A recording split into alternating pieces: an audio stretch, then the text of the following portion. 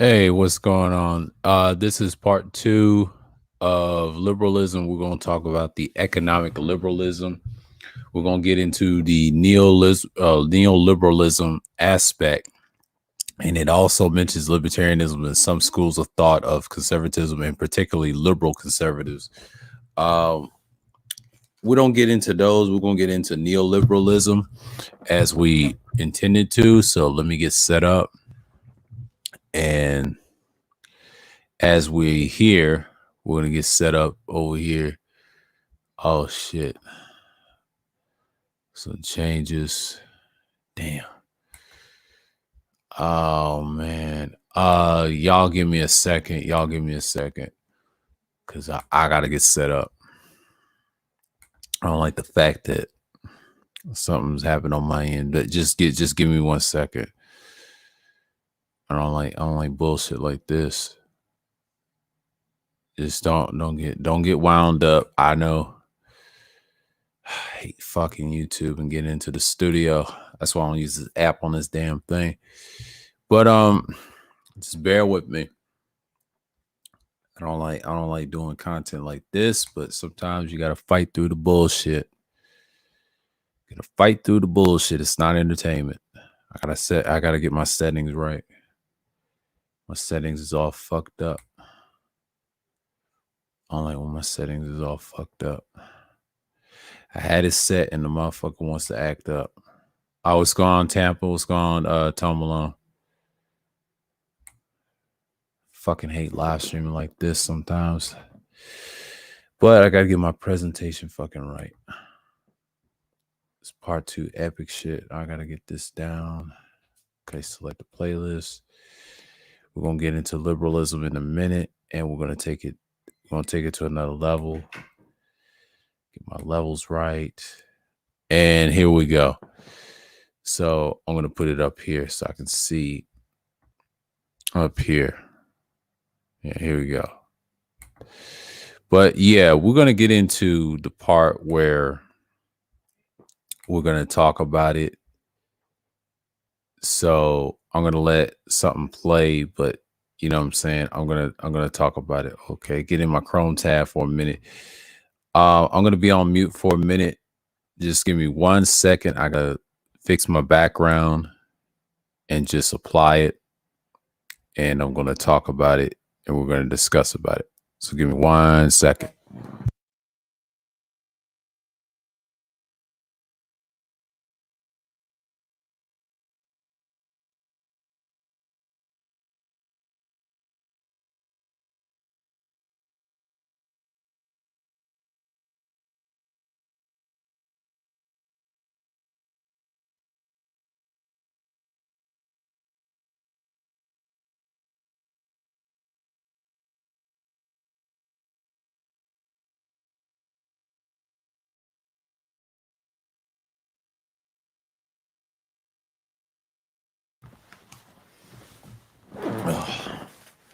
As we are started, I'm back.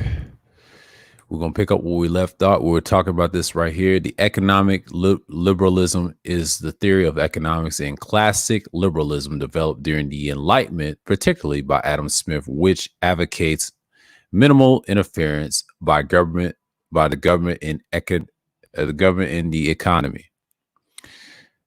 And it has a continuous note: libertarianism, neoliberalism, and some schools of conservatism, particularly liberal conservatism, are often referred to as economic liberalism. That's what we're talking about today. So we're going to drop it down.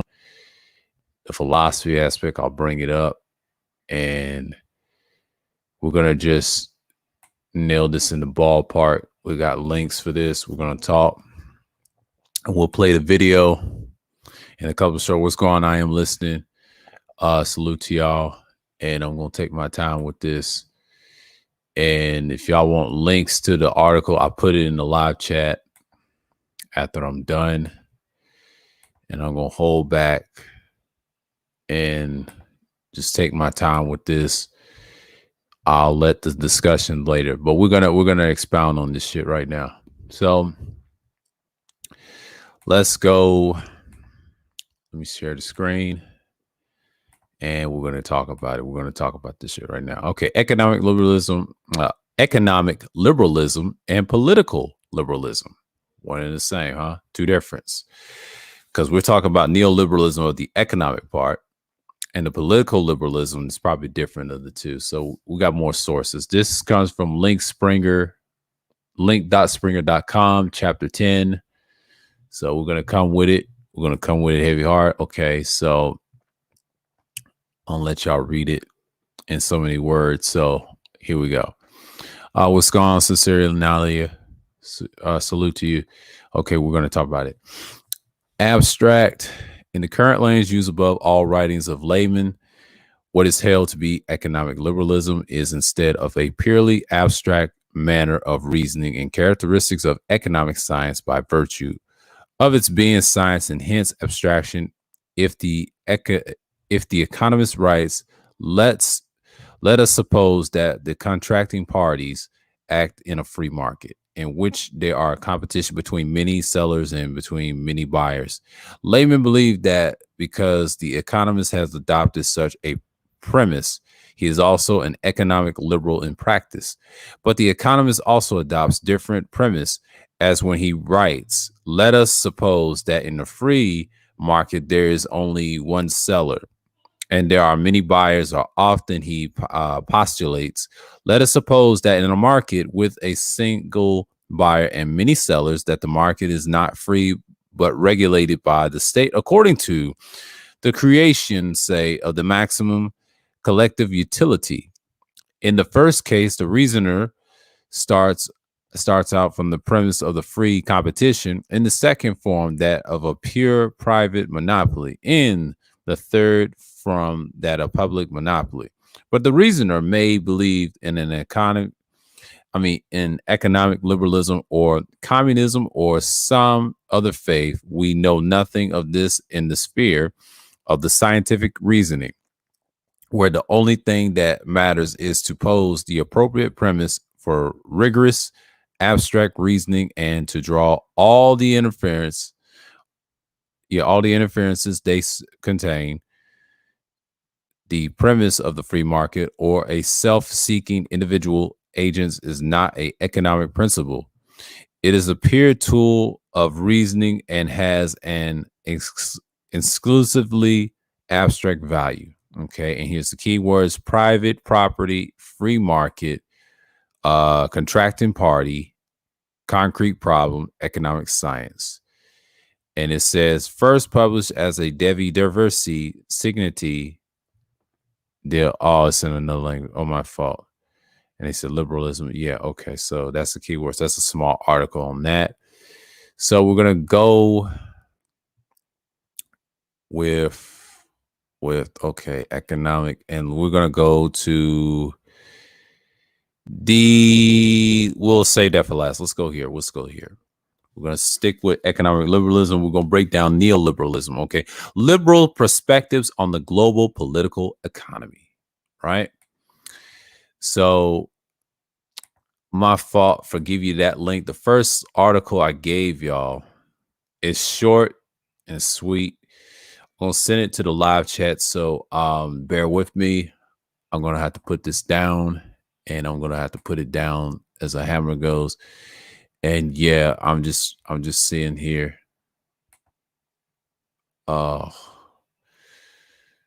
Okay.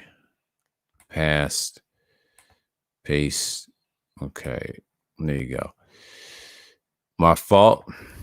After I get done reading, I usually give y'all that. Okay. Liberal perspectives on the global economy. Okay. The summary: liberal international political economy, IPE, is the offering of the marriage between the mainstream and international economics with its focus on the markets and mainstream international relations with the emphasis on the state, which clearly involve in tradition. Okay. Yeah. Involving tradition, disciplines of economics and political science, and liberty and scholarship in IPE intends to be the household almost exclusively in the latter.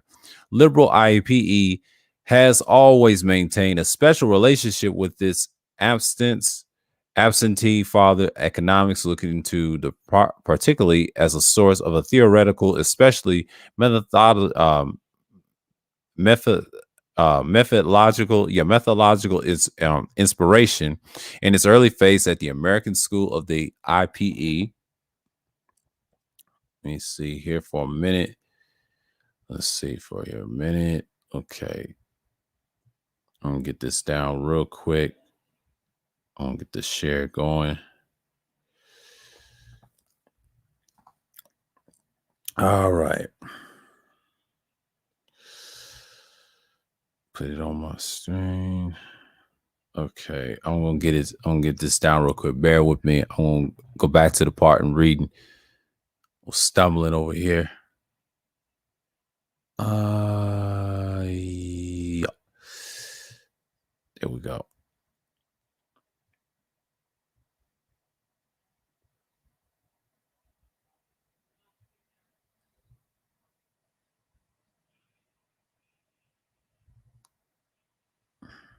So, yeah.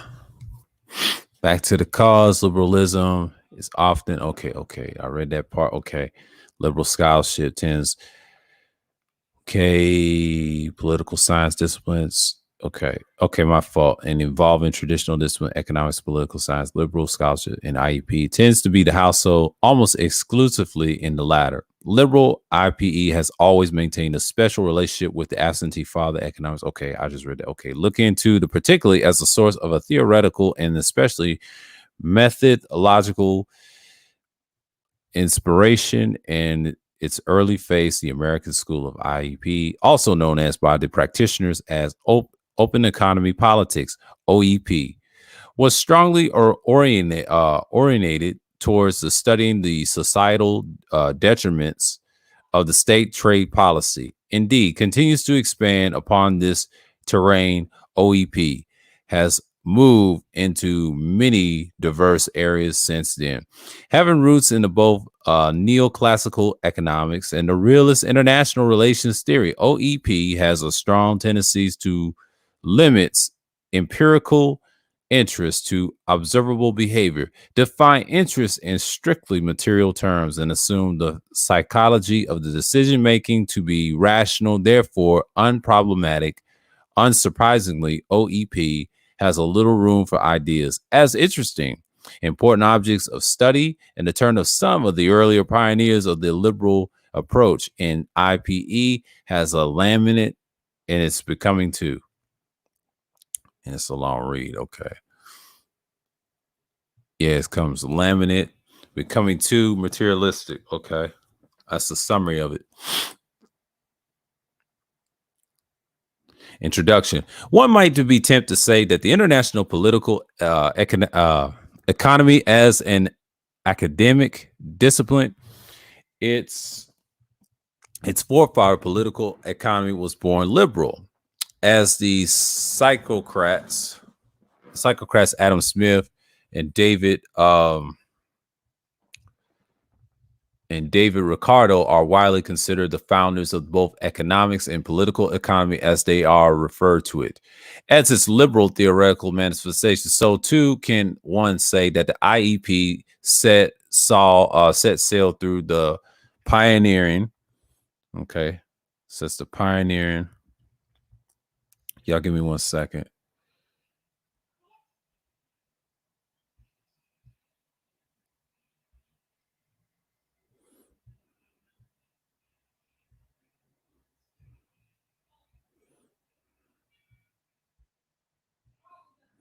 Yeah. Let's see right quick. Adam Smith considered founders and economic refer. Okay, it's liberal theoretically manifestation. So too, and one can say that the IEP set sail through the pioneering of the work of liberal scholars, even before IEP was formally differentiated in the late 1960s and the early 1970s. The precursors, such as a Carl Duce and Ernest Haas in the political science, and Richard Cooper and Albert Hirschman in economics. Cohen in 2008 to 29 to 30 were integrating the themes of the state and markets in a liberal perspective on the changing international order. But the work of Robert Cohen and Joseph Nye marks not only the distinctive emergence of IPE in the United States, but also return of liberalism to political economy after having largely abandoned the field to the Marxists. Today, the existence of the consensual approach in IPE, endorsed by the American Political Science Association sections on the political economy, now famously dubbed the American School of IPE, Cohen to 2008, strongly indicates that the field of the U.S. is now dominated by liberals of one form or another. But the dominance of the liberal perspective is much less the case outside the United States, although the influence of American scholarship throughout the English-speaking world means rivals as distinctively minority voices. Moreover, the certain of a global political economy in the decades since the 1970s is a fruition of liberal political project, which can be summed up as promotion of markets and multilateralism.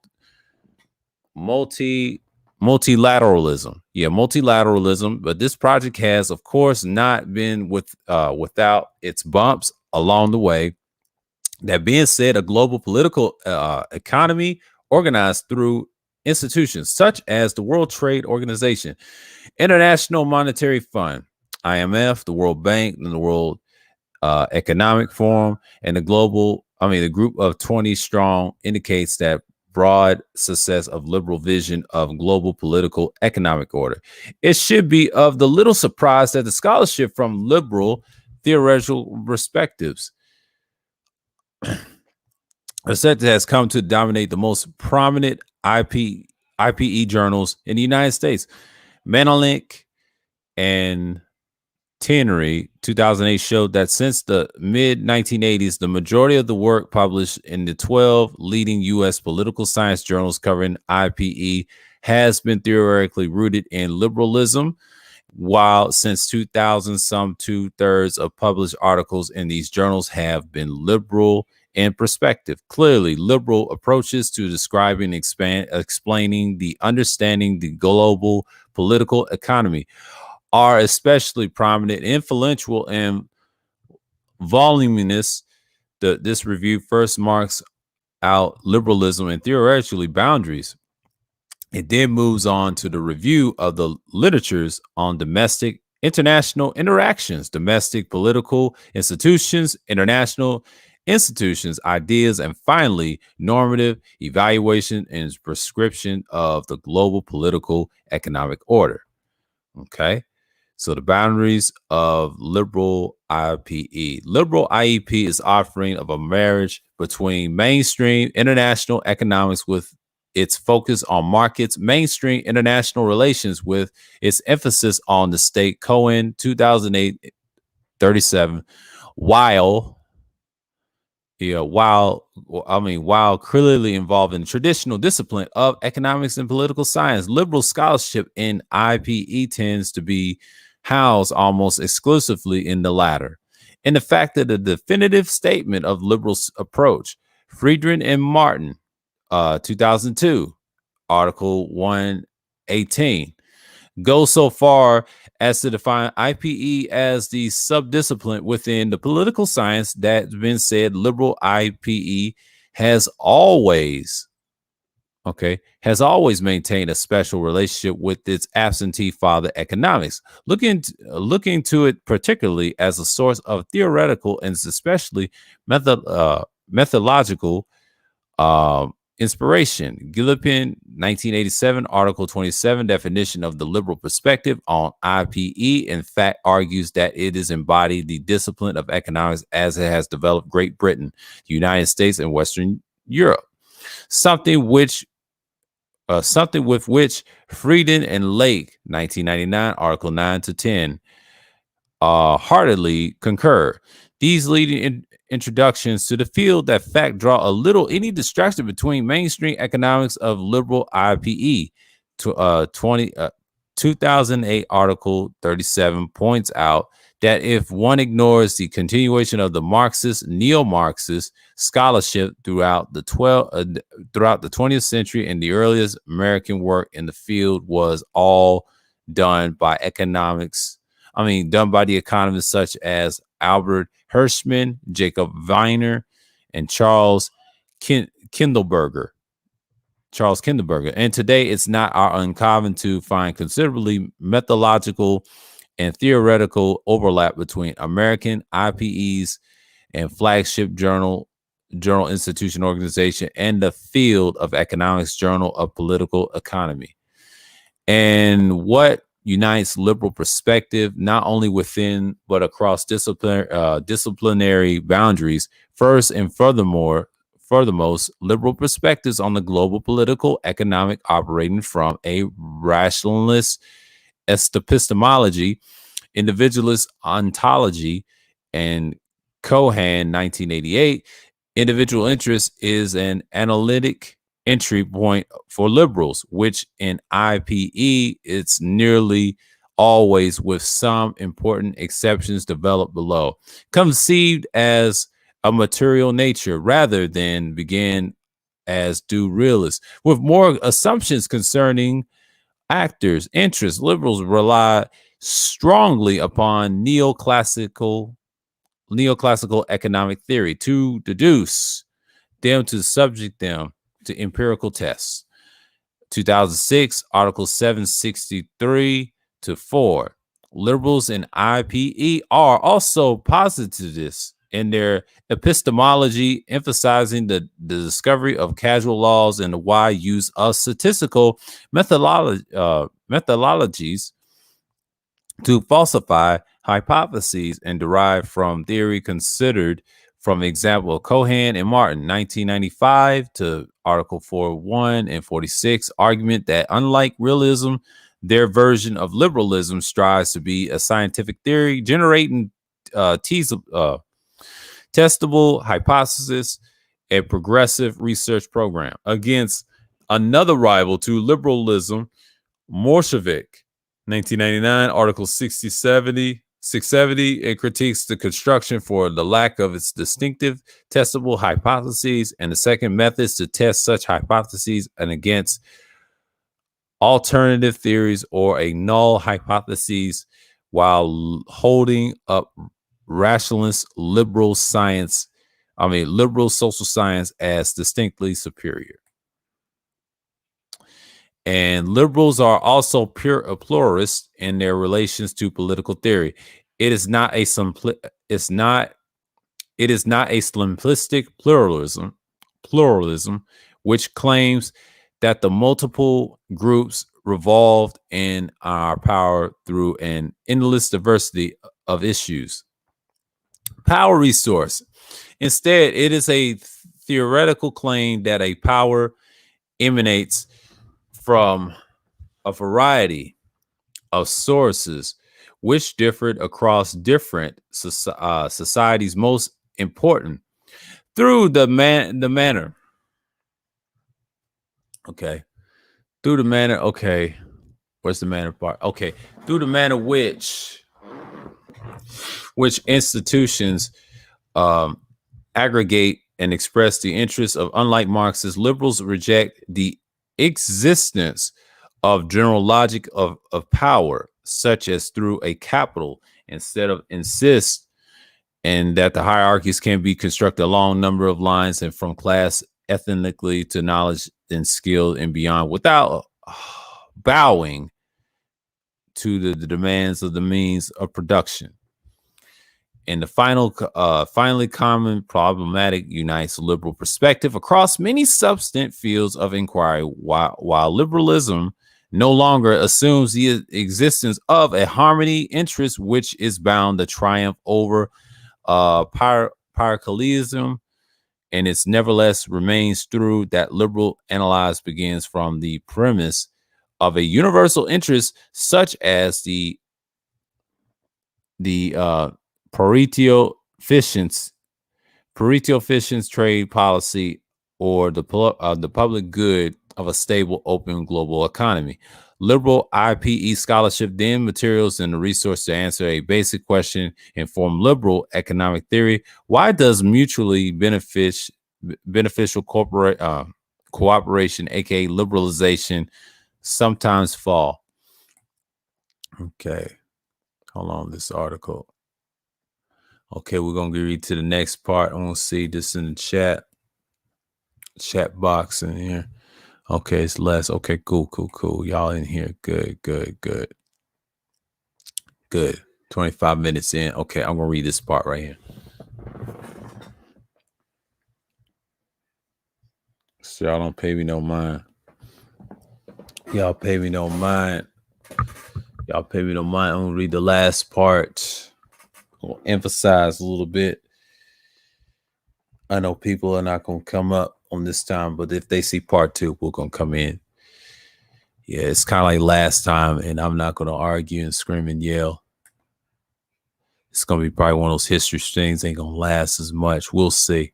We'll see where the night goes.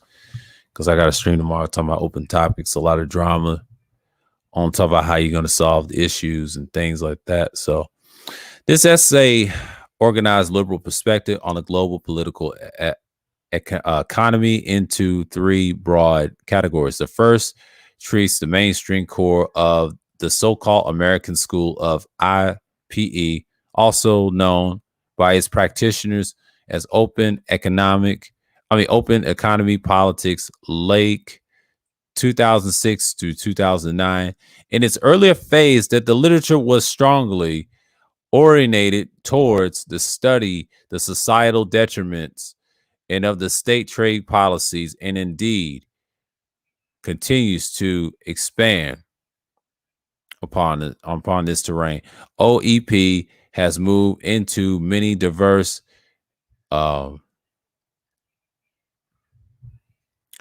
areas since then, such as a monetary policy and the formation of international economic organizations. But the second section reviews liberal work on the ideas of the explanatory variables in the global political economy. This literature is distinct from OEP by strongly diverging from a strictly materialist notion of interest. Finally, the third section treats explicitly normative work on evaluating and prescribing policies for the global political economic order to more fully express liberal values and goals.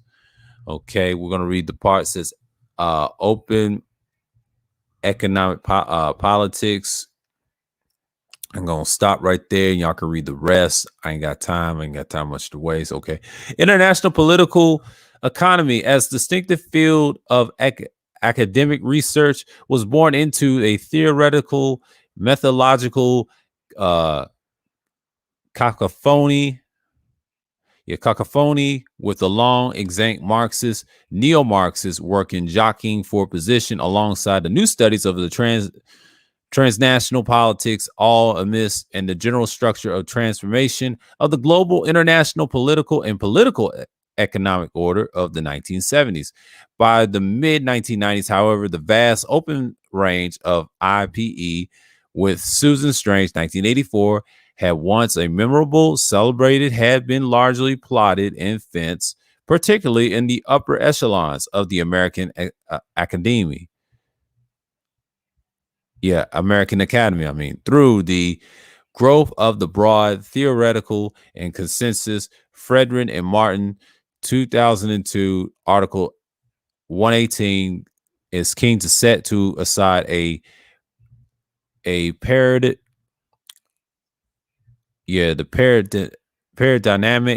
debate and pursuit of Kuhlman and normal science. Okay, normal right here. And normal science. Need a new chair. I'll say normal science in late 2009, Article 49. The consensus is deep one, incorporating agreement on theories, methods, and analytical frameworks. Important questions. Frieden and Martin, 2002, Article 118. In the early years, and its practitioners simply refer to it as a modern political economy. approach. Alternative. 1996, Article 689. More recently, it has been dubbed the open economy politics by one of its leading contributors, Lake. 2006, at OEP's core are the assumption of neoclassical economics and international trade theory. Lake of 2006, Article 762, and its empirical questions are strongly oriented toward the analyze yeah the analysis of economic openness or the lack thereof and its political detriments. One should not forget the older and more el- eclectic origins of neoliberal institutionalism and its interest in strategic interaction between states, which has also largely been brought under the OEP umbrella. The following thread usage with the mainstream American IEP, the Kazakhstan, Kodaban, and Krasner in 1998, 647 through the 9 in the article, Friedman and Martin, 2002. The OEP literature is divided into two broad categories: domestic, political detriments of the states, international economic policies, with the sections on domestic interests and domestic institutions, strategically international interactions between states. Okay, we just read open economy politics, talk about that aspect of liberalism, and then we talk about the boundaries of the liberal IPE and the perspectives of others. So I'm going to put this in the live chat as well. It's in oxford.com. And just a little side notes that y'all can get. And I'm just going to dump in here. And what's going on, Rashawn? Peace. What's going on, Kylie Jane? Yeah. So we're gonna dump this in here. So I know it's gonna be short today. I know they said the views are correct, and I ain't worried about it. So we're gonna play the video afterwards. And so we're going to talk about neoliberalism and the tenets, and that's our thing. We're not going to go into some schools of thought of conservatism, and particularly liberal conservatives. We'll get into that later if y'all want me to pull up some in a discussion. Okay, what is neoliberalism? It's by the Investopedia. Neoliberalism is a policy model that encompasses both politics and economics and seeks to transfer the control of economic factors from the public sector to the private sector. Many neoliberalism policies enhance the workings of free market capitalism and attempt to place limits on government spending and government regulation and public ownership. Neoliberalism is often associated with the leadership of Margaret Thatcher, the Prime Minister of UK from 1979 to 1990, and the leader of the Conservative Party from 1975 to 1990, and Ronald Reagan, the 40th President of the United States, from 1981 to 1989. More recently, neoliberalism has been associated with policies of austerity and attempts to cut government spending on social programs. Key takeaways: the policies of neoliberalism typically supports the physical austerity, deregulation, free trade, and privatization and reduction in government spending. And here's the other part: neoliberalism is often associated with economic policies of Margaret Thatcher in the United Kingdom and Ronald Reagan in the United States. There are many criticisms of neoliberalism, including its tendencies to endanger democracy, workers' rights, and sovereign nations' right to self-determination. Okay. Understanding neoliberalism. Neoliberalism is related to laissez-faire economics, a school of thought that prescribes a minimal amount of government interference into the economic issues of individuals and society. Laissez-faire economics proposed that continued the economic growth will lead to technological innovations, expansions of the free market, and limit the state interference. Planning for retirement, four factors. Oh, my fault. I read that wrong. My fault. That's the advertisement. My fault. I didn't mean to read the advertisement. Continue on. Okay. Neoliberalism is sometimes confused with libertarianism. Let's read that part again. Neoliberalism is sometimes confused with libertarianism. However, neoliberals typically advocate for more government intervention into economy and society than libertarianism. For example, while neoliberals usually favor progressive taxation, libertarians often eschew this stance in favor of the schemes like flat tax rate for all taxpayers. In addition, neoliberals often do not oppose measures such as bailouts of major industries, which are anathema to libertarians. We're going to get to this part. Liberalism versus neoliberalism. At its core, liberalism is a broad political philosophy. It holds liberty to high standard and defines all social, economic, and political aspects of society, including but not limited to the role of government. The policies of neoliberalism, on the other hand, are more narrow focused. They are primarily concerned with markets than the policies and measures that influence the economy. Okay.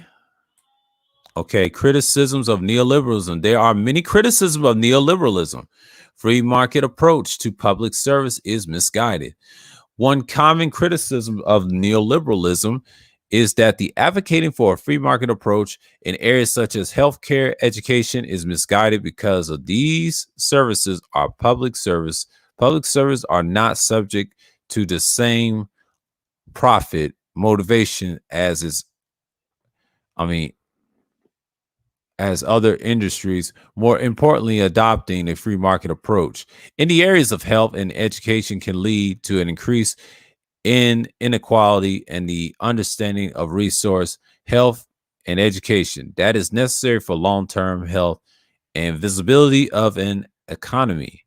Monopolies. The adoption of neoliberal policies in the Western world has been concurred with rise in inequality in both wealth and income, while skilled workers may be in a position to command high wages, and low skilled workers are more likely to see the stagnant wages.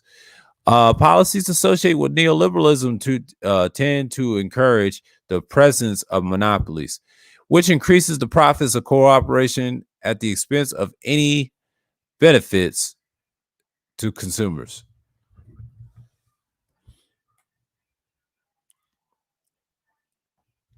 Yeah, we get into the increased instability part. So we're going to get into some real shit over here. We're going to get into that part. So, yeah, I'm on the low side right now. So we're going to be all right. We're going to just give it time. Okay. Increased financial instability, contrary to what proponents of neoliberalism typically claim, capital deregulation has not necessarily helped economic development. Rather, capital deregulation has led to an increase in financial instability, including wider economy and shocks that at times have sent shockwaves around the world. But in fact, the International Monetary Fund, IMF, reporting to neoliberalism reveals that an increase in capital flows has been factored in the increase of risk of adverse economic cycles. Inequality. Neoliberalism policies have been proven to increase inequality, and this inequality can hinder the long-term growth and prospects of an economy. And one end of the spectrum, those who earn a low income has a limited spending power. At the same time, those who richer have who become richer and have higher propensity to save in the scenario, wealth doesn't trickle down in the way that the proponents of neoliberalism claim that it will. Okay, and globalization, we're going to get into the globalization part. Finally, neoliberalism emphasis on economic efficiency has encouraged globalization, which opponents are depriving sovereign nations of the monetary nation of the right to self-determination. Neoliberalism, naysayers also say that it's called to replace government-owned corporations with private ones can produce. Can reduce. Excuse me, I'm getting blurred over here. Reduce efficiency while privatization may increase productivity. The assert and the improvement may not be suitable because of the world's limited geographical space. Additional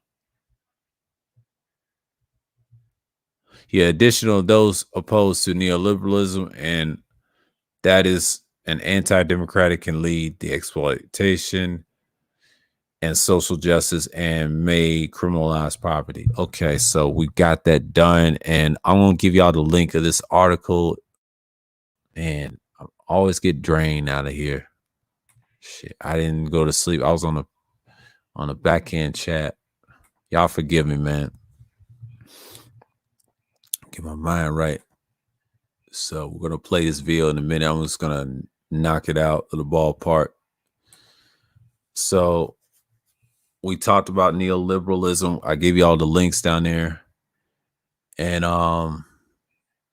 we're gonna get this out the way. So basically, we're gonna talk about part one, and I gave you the links in the chat. So it's no need to talk about what I talked about. We're gonna get into we're gonna get into the video of my stream that I did from part one, and I'm gonna let y'all give it a listen and then go around. And that's just the whole point. So the whole point is giving my thoughts on it, and I'm going to talk about it in depth. So yeah, we're going to play the video, and I'm going to go right to it. I'm going to skim through this a little bit. Just bear with me. So, we got to talk about this. Won't get into the part. But like you said, Mike, it's after.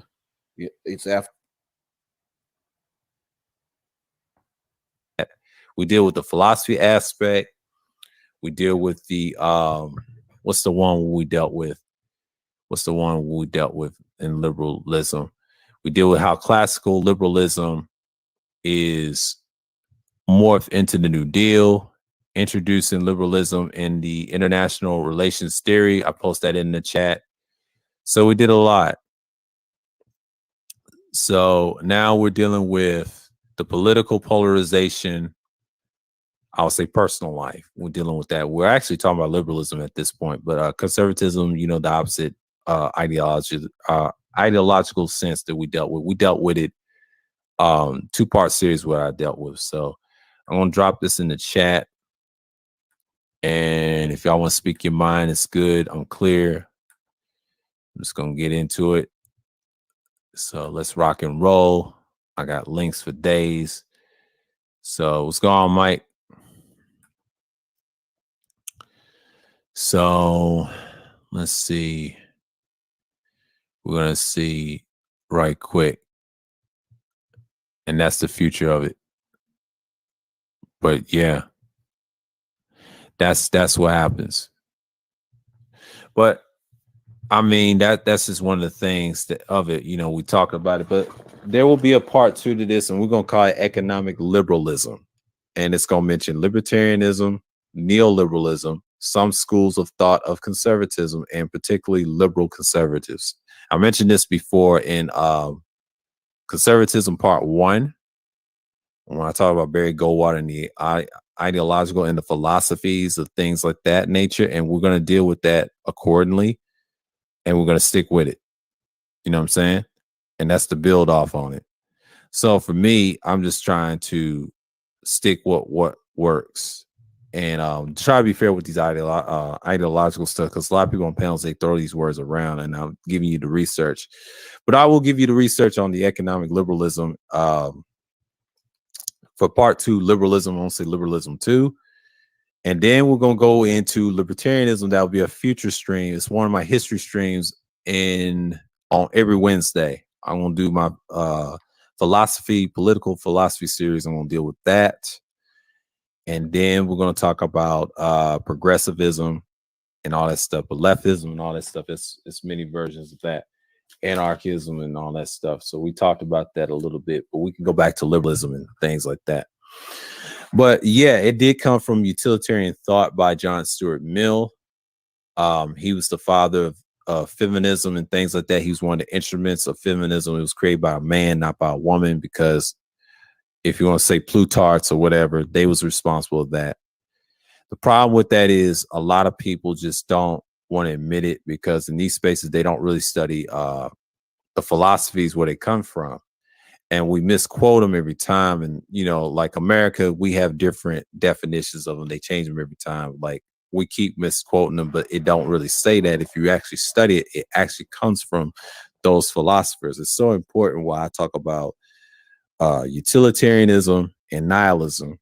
That's what this channel of philosophy is based off on. That's the new studies I'm into, because I saw that stream with BGS with the black pill. He throw those words out, because a lot of people use words and misconstrue them, but it actually means something else. There's books on, people have their own versions of it, and it's kind of laughable at this point, but it's a good argument, because a lot of people use it in their philosophies if you actually study it. I'm talking about really study it, and then you can counter their points and things like that, if you think about it.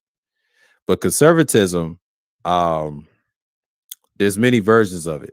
Like I said, it's one version. No, it's many versions, trust me, because people don't really study this stuff. The politicians won't tell you that. They just fool you with the word, but they won't give you the definition of the ideology, where it comes from, what philosopher it comes from. I deal with philosophy on that. I don't just deal with it just definition. Give me the philosopher that created it and the concept and examples and laws of what they create.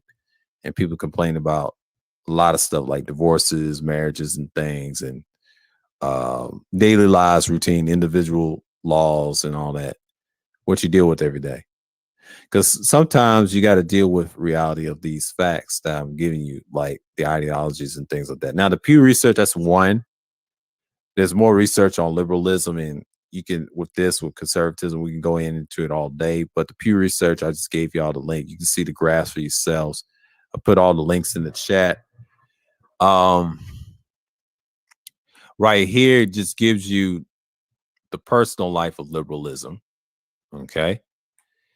And that's it. And then I gave you the theory, the international theory, introducing liberalism, international relations theory. I gave you that. And America was founded by liberals in a certain degree. And eventually you have people try to create conservatism, which is a new phenomenon. And esteemed salute, Cerulean. Appreciate you, bro. You know what I'm saying? Like, a lot of people don't want to hear the truth like that. That's what's part of it.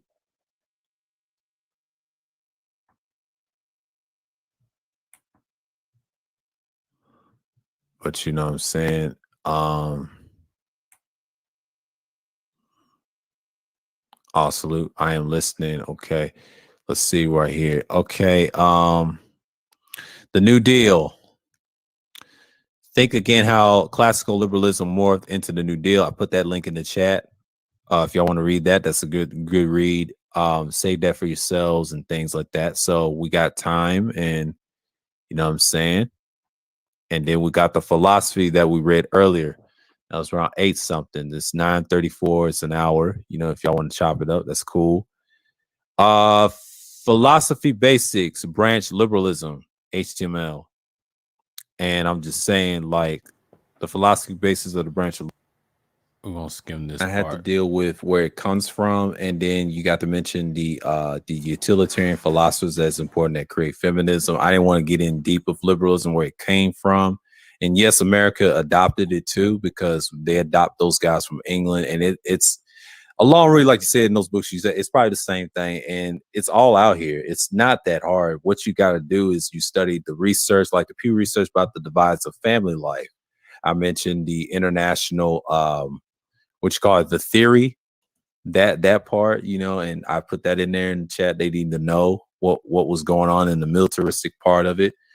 And I mentioned the classic New Deal, and that's important. These are the main components of that, of America's fabric. Now, I understand people love conservatism, i.e., what's his name?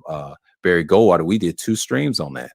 I know the second one went off the rails, but the next one I'm going to do, the part 2 of this, it'll be called economic liberalism, where you get neoliberalism, libertarianism, or some schools of thought of conservatives, or particularly liberal conservatives. That's a topic that people should look into, because what I saw in that philosophy broke down what you have these conservatives, what they're really practicing is actually economic liberalism. That's what it's called. When you have conservatives and other ideologies like neoliberalism, what they're doing, it's about money.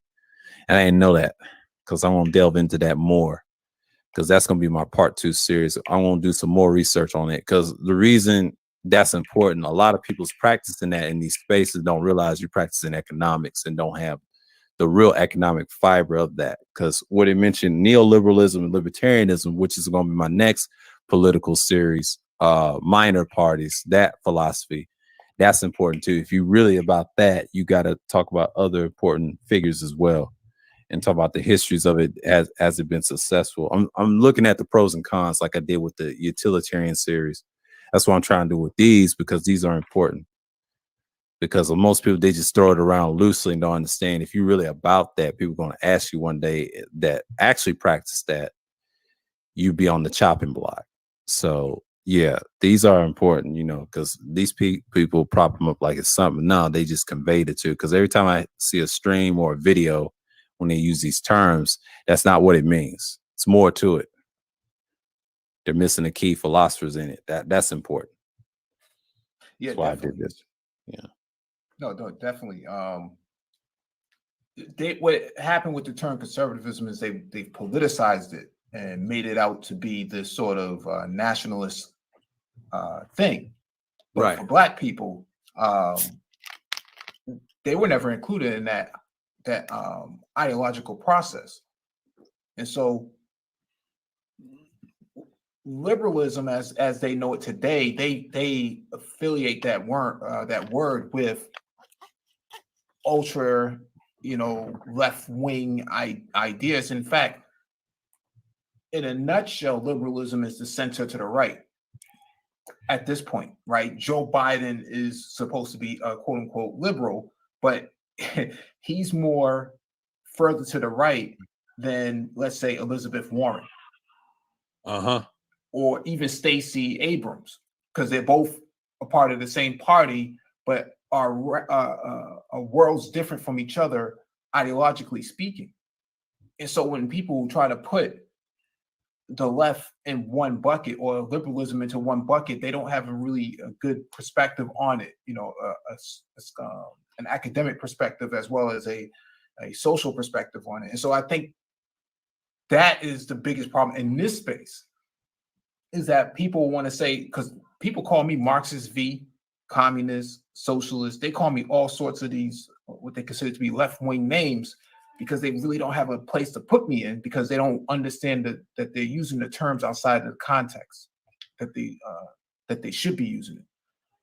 And a lot of times, at first, last year, I used to go back and forth and try to correct them on it, but then I realized I don't need to do to be doing the correcting. They need to be doing the correcting, right? So they have to prove that I'm all of these type of things without actually me involving myself in it.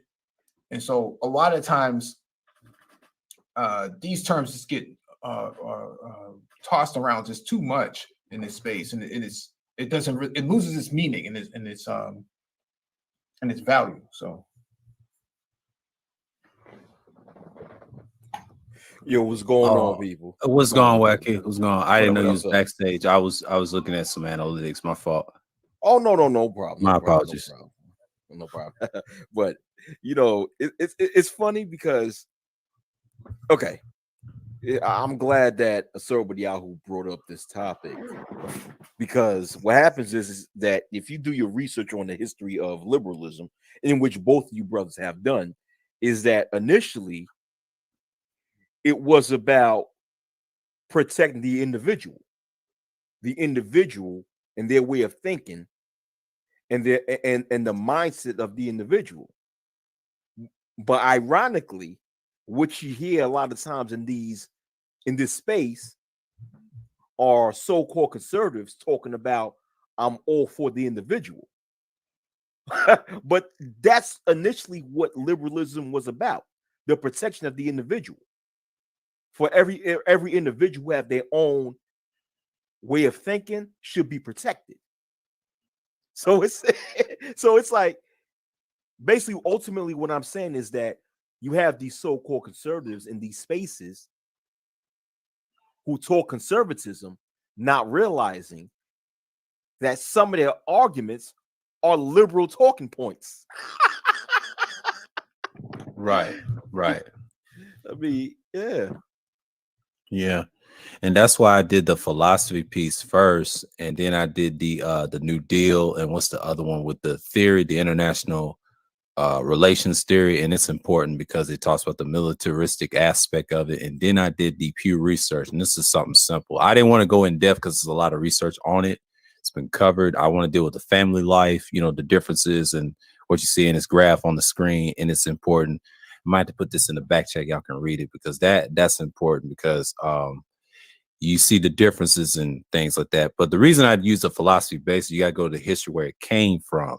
It started in England by certain philosophers. It matters because that's where you get the bread and butter. That's where you get your John Stuart Mills from, dealing with utilitarianism and things like that, how they created the concept of maximum happiness of the greatest number. That's where they get that from. And they talk about freedom and things like that. And that's why a lot of your political philosophers study this stuff from these guys after when they passed away. And that was it. What's going on, Bond and Salute? And that's why I did this, because I'm doing the same thing with the conservatism piece with the Barry Goldwater. I'm glad I did it because that was fun 2 streams that I did, and I enjoyed them. And the first one was good. It was like 3 hours. And the other one, I know it went off the rails because everybody was trying to chime in too much. But I learned something on the first half of it. We did get our points, and that was it. This one is kind of like a counter to conservatism, but I'm not against liberalism. I understand the concept. I understand people have different views. I just wanted y'all to ask me the question, does it really matter at this point? Because I think learning about these do matter, because a lot of people are misusing these in space. But if you study the history of it, you already know black men didn't create these terms. That's just concepts that was created. I mean, the concept of this style of what you would call liberalism has been around forever. Utilitarianism, you can go further back in other cultures, they use this stuff, what you would say those terms, but they didn't call it liberalism back then. They all have terms and manuscripts and languages back then. So the white man, what he did, he just gave it names, what it, you know, meanings and words and, you know, language and stuff like that. But when I actually read this, I read it before, but then I realized, I said, damn, let me do a part 2 on this. We're going to, the ones your conservatism that you're talking about, Wacky, it's called economic liberalism. And here's the key terms, and it says, and I think I got it right here on the liberalism philosophy basics down here, and I wrote it down, and it's going to be my next series of next Wednesday I'm going to do, and I'm going to focus on that ideological term. It says economic liberalism is a theory of economics in classic liberalism, but development during the Enlightenment, particularly by Adam Smith, which advocates minimal interference by government in the economy. But libertarianism and neoliberalism in some schools of conservatism, particularly liberal conservatism, are often referred to as economic liberalism. That's what it's called. And that's going to be my part 2. And I'm going to end on that. Let one of you fellas have the floor. And that's it.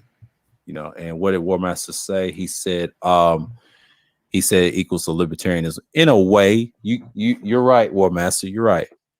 That part, you're right. That's what I'm going to talk about. I'm going to talk about that one in the Wednesday after next, libertarianism, break that down, because a lot of people get that misconstrued because it's a combination of a lot of beliefs. So anyone y'all have the floor? What I had to say? all right, but Well, see, I'm talking about the liberalism. This is part one.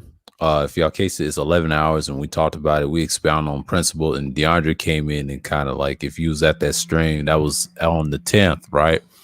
Well, today we're just talking about, this is the video we're playing and expound on what I said last Wednesday. But the next Wednesday, I will talk about libertarianism, the whole fabric of it, and I may do a part two on it and expound on what part two said and do the same thing like these in these political series.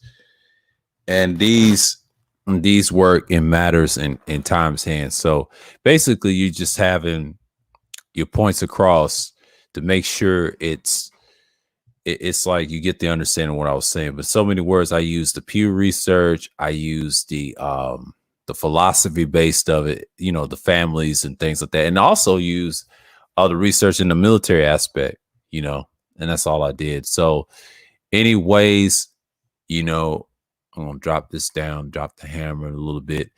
I'll play half of this, and yeah, I'm gonna put this in the. We'll pin this later. You know, y'all don't have to come up yet. I'm gonna finish the rest of this, but I'm gonna get to their points and see. Yeah, I was talking about this part right here. You don't get to the juicy part where War Master gets in here. Yeah, I'm gonna get to War Master and stop playing it. When what people like AOC try to do is they try to wrestle with the Democratic Party over the left issues rather than create the party that they need to actually get the issues passed. But I understand that the Democratic Party has massive infrastructure and has a lot of power, political capital. And so what I'm saying here is that the Green Party can't replace the Democratic Party at any given time because the constituents within the Democratic Party, the liberals that's within there, are center to the right and not center to the left, if that makes any sense, because the Green Party is center left, or if not all at the left as a whole. If you get a chance, you could pull up the Green Party's. Yeah, I will. It's gone, War Master. How you doing, my brother? Hey, what's Good, good. You know, this stream was about the left and supposed to be about liberalism, but we seem to be spending a whole lot of time talking about conservatism. And it's like most people don't seem to understand that there's a, like they call it the political spectrum, and it goes from totalitarianism all the way to anarchy. Anarchy being on the far right. You got libertarians a little to the left of them, conservatives a little bit to the left of them, and then the left are the variety of leftists that they are. And that's usually the political spectrum. That's what I meant when I said conservatism is, by definition, moderation. I usually ask people, what is it that conservatives want to write a law to take away your freedoms that a libertarian doesn't? I would say voter restriction would be one. What's a voting restriction? Voter restriction could be anything from identification to poll taxing. Well, conservatives have never, Republicans especially, never wanted poll taxing. That was a Democrat thing. No, I'm talking about what's happening in Georgia. And what's happening in Georgia? What do you mean what's happening in Georgia? You said what's going on in Georgia. My thought is, hey, what's going on in Georgia? I don't live in Georgia. Maybe you know something I don't.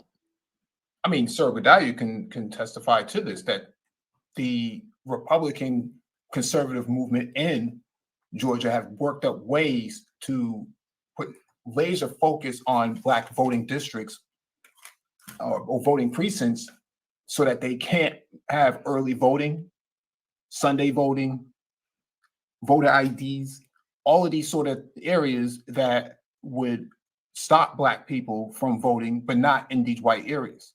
Well, what legislation have Republicans put in to stop Black people from voting? I mean, it's right on their site. I don't see why we have to even go down that path. I mean, it's been widely known for a year now. A year now that 26 states have bills on the table that have either been proposed or passed with these some similar restrictions. And it's I keep asking what restrictions are. I mean, just proving who you are when you come into a polling place. I mean, you got to buy alcohol. You need an ID. You really No, can't you do don't. anything. You really can't do anything without an ID. No, There's you very cannot. little you can do. You can't get on a plane. That's different. That's a federal, right? It's a federal issue. No, it's not. Of Federal course it government is. decides. Planes are run by the government. Plane travel is run by the government. Where in the Constitution does it say the federal government gets to make law? In outside of the Constitution, because that would be outside of it. I mean, that's what a passport is for, right? To fly from New York to California, you now need an ID. Hell, you need an ID probably since the 80s. Yeah. What I'm saying I live. is, Go ahead, Mike. I'm sorry. what I'm saying is, when I go to my polling It's gone, station, AB. What's going on? I don't even need an ID to vote. Yeah, and we had all the illegals voting, a bunch of people that are No, already you dead can't voting. vote. You can't vote unless they can check off your name on the ballot. Yeah, if you're on the ballot when you're already dead, I mean, You can't get on the ballot if you're an undocumented person. It depends on where you live. I live in California. It is possible to do that. And when it comes to people who've been live, when they registered and then they died, somebody started voting for them. Odd about that. And they go into these retirement homes. That's these senior assisted living homes, and they go ahead and I can't remember the term the media used. Is they would just say, hey, this person they legally. Now, this isn't me saying this. This is the media reporting a person that got arrested for ballot harvesting. That's the term. And they would just go in there and just vote for people that they claim they were helping to vote. I didn't make that up. It's gone. I live in Indiana, so we've been required to have voter ID for the last 12 years, and it's not really an issue for me. Now, I understand. Now, don't give me this misunderstand me, Mike. I understand why you're concerned a little bit, but it depends on how they do it. I would have to see how they do it, because I just have to show my driver's license and I'm good. Yeah, and because of we have a government that's just really outstretching its bonds. The whole idea that they got to know where I live just so I can get on a plane. And I'm sitting there like, why don't you let private industry do it? I mean, they're the ones who are closer to the issue than the federal government with their blanket wide answers to nothing. But you have that commonly down here in Georgia. But see, the Republicans, they had we have a Republican candidate. They try to want him out of office because of Stacey Abrams and things like that. Because the elections next year, they're running it right now. Okay, got yeah. They're trying to get rid of him because the healthcare issue. And even though Trump's influence done lost Georgia, they upset because of that black church and things like that. You see the difference why that state's going to be blue. Now, the rest of the South, some of them going to be red and trying to be purple. Like you got, like Warman said in California, it's the same thing with the government on the private, companies and things like that. And the reason I brought this up because, yes, we deal with the philosophy, histories of the guys that birth, liberalism, the terms and political spectrums. And then we got into what I did, Pew Research. I did the international relations theory. I had to put that in there, and let's just have a little small discussion. But the part 2 I'm going to do is going to be economic liberalism. I'm going to delve in that even more and learn about it because that ain't usually discussed if you mention that part because it's different versions. I mentioned those research in the first part of the video, and yes, I dropped some links and to know like people saying, and yes, I did the Pew Research. I did the ER info. I dropped that. And then I did the American progress.org. And I also dropped the philosophy aspect of liberalism. So yeah, I did very well in this for part 1. So we're like an hour into it, but yeah, that's the whole point of part 1. And then Mike brought in the key values of the Green Party. I don't know how that conversation went. There was a little pushback in this first half of the hour between War Master and Mike V right here, and I'm the one with the microphone, the multi-pattern. That's the avatar that you see. But I want to show you what it looks like, in case y'all don't know. I'm gonna go for the overlay. Hold on, I got an overlay picture of it. I'll show you right here. That's what that looks like. Anytime you see that on the avatar screen, that's what it looks like. It's a microphone. It's a multicolored pattern microphone. It's a carbon, like, it's old. It's a broadcasting mic. You know what I'm saying? And mainly I have that as a signature avatar when I talk in history and things like that. I don't start doing that when I open discussions. But yeah, it's been a wild week. I know. But yeah, I mean, I'm talking about it from part one's perspective, like liberalism. We just like expound on the stream that I did. And I was like, last week it was fun. War Master gave him some pushback, excellent pushback. And I think they was talking about Trump a little bit. And I think that expounded on the things. And then I think that Sunday we just enhanced so many things going on. But yeah, I cracked some big numbers on it, but I ain't really about that. I was being petty at the time, but that was the response of Rittenhouse and whatchamacallit, Maud Arbery. I gotta see how that case is gonna go. I gotta pay attention a little bit, but not so much. So you know what I'm saying, and I'm not like in there. And I'm just gonna keep it 1,000, keep it a buck. But yeah, we're gonna play this part, what I was talking about, just a couple of seconds. I'm gonna let y'all hear it. I'll say like a minute or two, and we'll skip on versions of it. But people in power, like I said, they making moves, and it depends on your interests at this point. Because some people, if you want to be liberal, that's cool. Like a lot of people can be conservative. I did a stream. I think I did 2-part stream of conservatives. I think SKC came through the first time, and that went well. Him and Mike V went at it, and it was decent. But the third one went off the second one went off the rails at the tail end, because we already covered the points. We already covered the points and everything, the most important points. And then after that, I let them have the conversation. It's kind of like that again. And then I have to do another philosophy series, political libertarianism and its root. And people don't understand what it means, but it's more to it. But we got to get to who birthed that term, philosophy, and that concept, because it all stems from the same source, I've noticed, and then when you really study, you be like, oh, okay, that's how they implement it. But that's America for you. But, and then I think people like conservatism at this time, the younger generation, when they like Trump, and I've noticed it's different from Obama.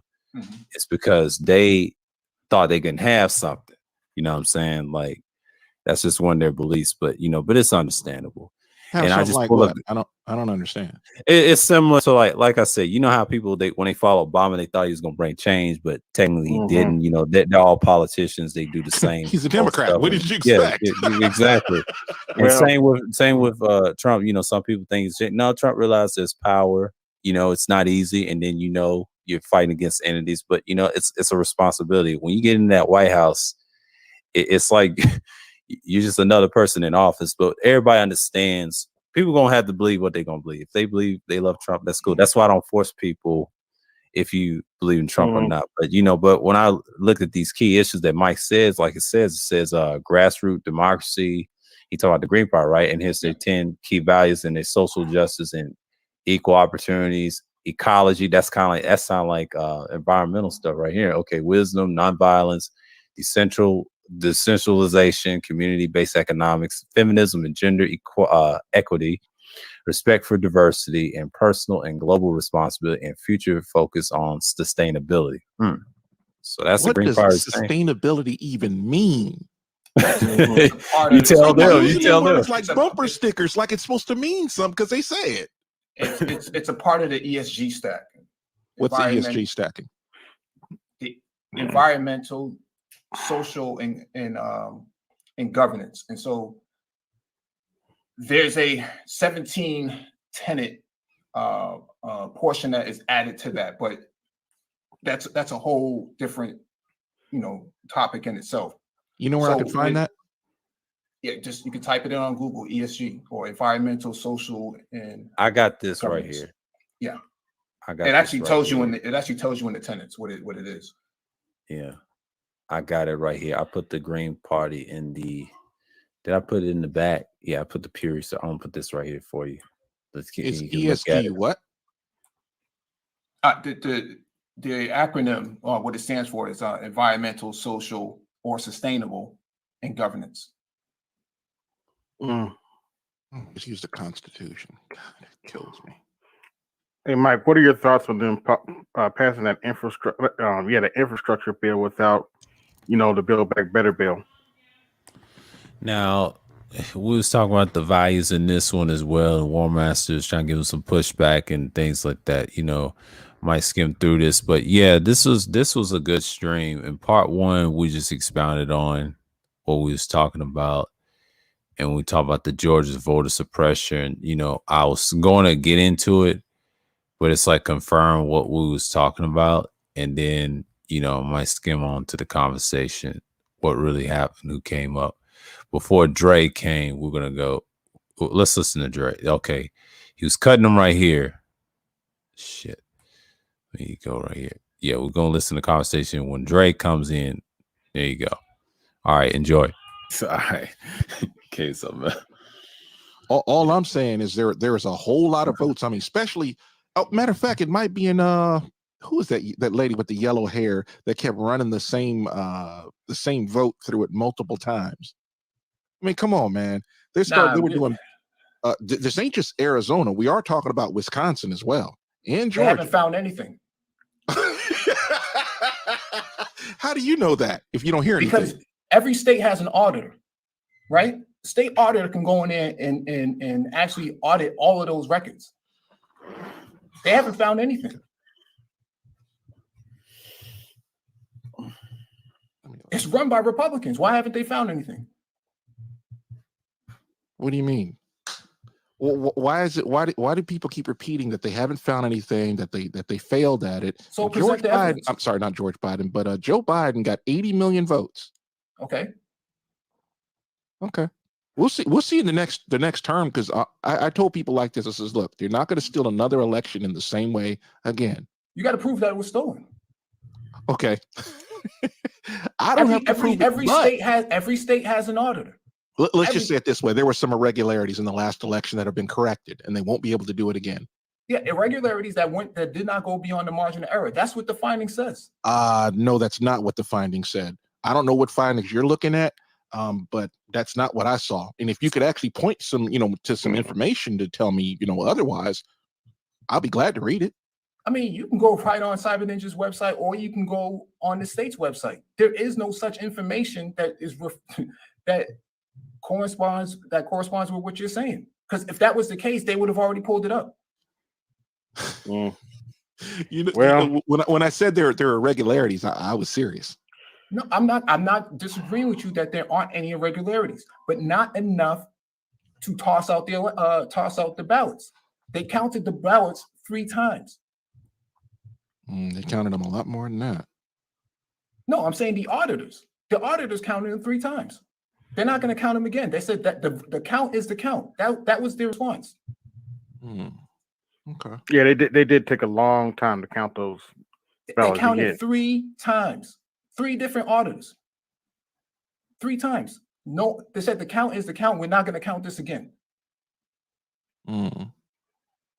So all for all the talk about irregularities and whatnot, none of them are coming to that conclusion that the irregularities that quote unquote supposedly happened was not enough to disrupt the election. There's a CEO, Doug Logan, says a doctored version of Cyber Ninja's draft report on the 2020 election contains false information, according to CEO Doug Logan. Hey, old Gray Skull, what's going on, DeAndre? Yeah, well, that's up to them to go take it to court and actually argue it out. As far as Arizona is concerned, they said the count is the count. Well, that's true, but the count's different than what they initially found. Now, I don't know anything about that. I just know what the auditors say. I just know what the auditors say. I know what Christopher Krebs said. This was the safest election ever. There was no hacking. Logan told the Republic that he doesn't know where the draft report came from, but he believes it was written by someone who was contributing to the report at some point in time. Take it to court. Anybody who feels that there was any disruption or irregularities with the votes can take that to court. Many 60 or at least 50 claims have been submitted, and all of them have been shot down by Republican conservative judges appointed by Trump. And who would these judges be? The judges out of Pennsylvania, right? Well, remember Trump? There are thousands of judges in this country. No, I'm talking about the judges in Pennsylvania.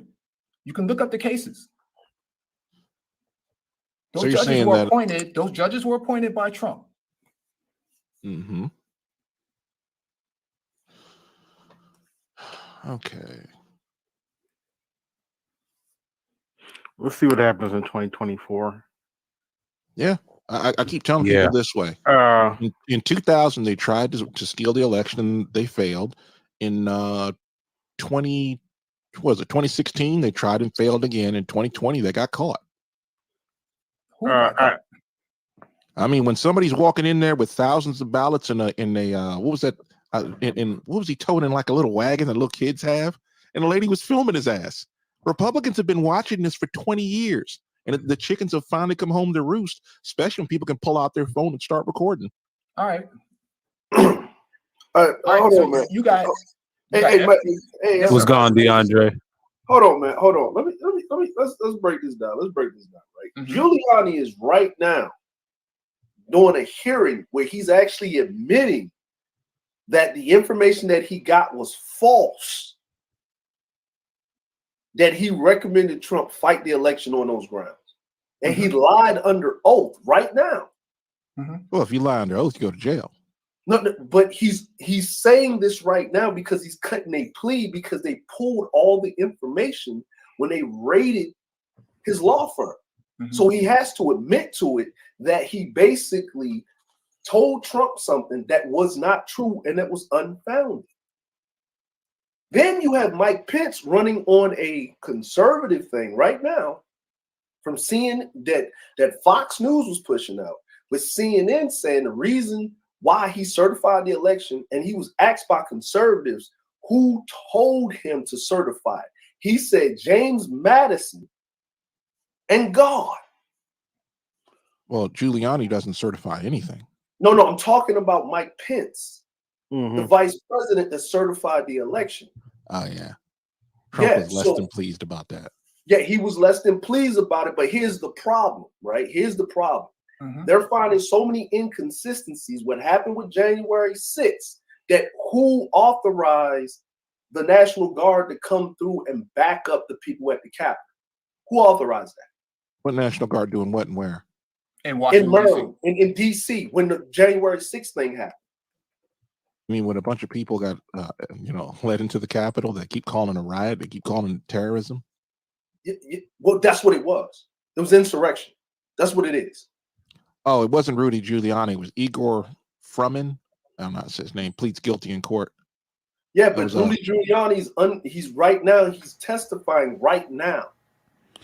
This is when Dre talked about Giuliani testifying right now in the court, and I'm surprised he was trying to cut the whole conversation with Mike Warmaster off. The whole purpose was he admitted to it. I saw the CNN video, it was 8 minutes, and I know it's a big deal, and they talk about this stuff. This is where the part where you see that part of it is like, he's admitting to what was going on in January 6th, and that's a sensitive topic. But like Warmaster said with the votes, and we talked offline, he said some of the counties are going to jail with the voting and things like that. Yeah, it's a lot of confusion, but that's politics for you. But the Jan 6 is a serious issue. They ain't studying about the politics. They just want to lock somebody up on the right. Basically, what they did is an act of treason. What DeAndre is saying in so many words in this stream. That's when things is changing. Okay, and then you look at the Rittenhouse case and your Ahmaud Arbery. They're going to clean things up. They don't want a bad image. America wants a clean image. Let's just keep it that way. They don't want to go back to the days of old, just like you see with the cleanup in the election. make sure ain't no one is done nothing illegally, but they all gonna be cleared. But the ones that did something wrong that allow it to happen might go to jail. I don't think it's all. I think that's just a part of it. But what DeAndre is saying, he's talking about him testifying. I did see the video. He put it in the back chat, but I was not going to play it on that stream, right? I put that bitch in the chat, and so I saved it for later, and it was in my watch list. I watched the shit, and I saw what it was. It was nothing special, and I think I was watching it offline and realized he was getting charged, and I just clicked it off the tab, and I said, no, I'm not going to be that guy. I'm not going to be the fuck up to fall for that, right? I understand the game, so y'all can get that ploy off of me all you want to. That shit don't work on me, right? So you gotta understand, the real deal is you stick with it and you maintain above board, right? And you just go with the flow. It's that ebb and flow type flow, right? And you just keep it what it is. So with me, with this stream, I'm just like, yeah, this is part 2, which is explaining through the video. Because I did this before with the conservatism stream. Everybody was great. Conversation was fantastic. And we just build off on it. But, as I was saying, that it goes back to show you what people have different viewpoints can coexist on the panel without the niggery. But, that's just what it is. That's what my dad used to say. My father used to say the niggery, but, the form of dereliction, he would say. But that's the point. I mean, they both had good points, and you got to look at it. And I think people are going to side with Dre on this, with him, the other dude testifying. So, yeah, I'm going to let y'all see a little bit of it, and then I'm going to skim fast what we talked about, because I think Mike B kind of hopped off. So, Okay, that was like a month ago. No, So now. he's testifying right now. Okay. Right now. Giuliani's testifying right now. I'm not one of the people that believe by guilt by association, but hey, if he did something illegal, hey, he ought to get what he get. It's not guilty by association. He was his attorney. He was giving him legal counsel at the time. That's why they took his license away. Let's see. Yep, they took his license away. That's why he's testifying. I forgot that part. And they mentioned the license part. And so, yeah, they took his license away, and they ain't playing. Let's continue. Yeah. They said Igor Fruman, a former associate of embattled lawyer Rudy Giuliani, pleads guilty to soliciting foreign companies' contributions in a New York federal court Friday, which was September 10th. Mm-hmm. Now, Rudy Giuliani is under oath right now, and I'm watching the news articles as they go by. Like it's actually happening, like right now. No, anybody who, that woman, I forget her name right now. Look how fast she turned off that ABC, that interview on ABC. I think it was ABC. Was it last month? Because she couldn't answer the questions because she would come out as a liar. Okay, Giuliani, who denies any wrongdoing, served 2 terms as mayor of New York after heading the same prosecutor's office for years. Mm-hmm. I'm gonna give you one. November 5th. Rudy Giuliani challenged under oath on his election lies. This is November 5th. This is under oath right now. Who's gone, Benny Chase? That's when he was melting, just DeAndre, when his makeup was coming down his face. Yep. Yeah, when his face. Now, this is my thing right here. Well, he was talking to I think he was talking to the legislature of Arizona, and I don't know why he was sweating like that. Good God. Well, it might have been the lights or whatever. I don't get into all of that because what I'm saying, that doesn't, that doesn't, that all that you get into that science. What I'm basically saying is that when they had those protests prior to, and they had all of that Capitol security up, right? And then the security was that lax. They already proven that with certain key members of Congress that meted with members of the Proud Boys prior to what actually happened a couple of days in January 6th, right? They got all of this information. They done sent a couple of people to jail already. So somebody's got to be the fall guy. Trump ain't going to be running again for office. Actually, they're actually getting Mike Pence ramped up. That's why he's going around to get the conservative base back and the evangelicals back. That's why he's falling on the sword and said he did the right thing. They already planned the plan already, right? And this is the one thing the evangelicals could not stand.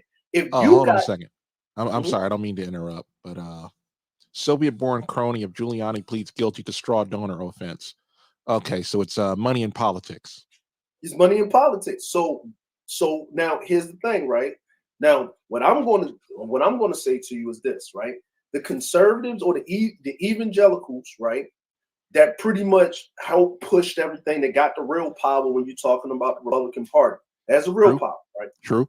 They got the real power. Yeah. They did not like it, what Trump did. They don't like it. Are you serious? No. They talking about the January 6th thing. They don't like that part. They couldn't stand it. If you listen to what the media said, you would say he incited a riot. There was no way, shape, or form he could have been involved in that. Oh, we gotta wait for the. Sorry, we have to wait for the investigation to come through. Hold on. Here's the thing. I'm gonna put it to you like this: the United States government will not ever let that happen and let that get out because it shows weakness. So no, they're not going to bring Trump into it. They're going to have so many fall people in place to take the rap for it, or they're going to, or people are going to just meritoriously just resign their position and go out of office, get their pension, and shut the fuck up. You hear what he said? They want the fall people to fall, right? Instead of Trump, because Trump did that on purpose to make sure there was a split. That's why Mike Pence is trying to run for president in 2024, because I don't think Trump's going to run again, because they have problems with him. Because once you start telling the truth and not following the script like other presidents, you up out of there. Because Kennedy, his was assassination. That's a whole nother beast topic. If you want to get technical, I would say him and Lincoln are my favorites when it gets the system. But the other presidents, they were bots. But Trump was different. What saved him, though, was the money in the back end and all that other stuff. He'll never run again. It's kind of like Jimmy Carter almost. But yeah, Dre's right on that situation. I have seen the video with Giuliani was challenged. And basically Dre came up there and just made a counter. So, you know what I'm saying? And that's just what it is at this point. But the stream lets you know where the conversation was headed. It was a good conversation, good counter, and things like that. Yeah, this is we're part 2 explaining what happened in part 1. If you didn't see the stream, I put it in the chat. So in so many words, War Master and DeAndre came to an agreement at the tail end. So, you know, I'm just going to just look at it from an angle, but, you know, I'm done with this video. So I put the rest in the chat and we're going to talk about, you know, I think Cerulean did come on, didn't he? Yeah, he came on. I believe, did he?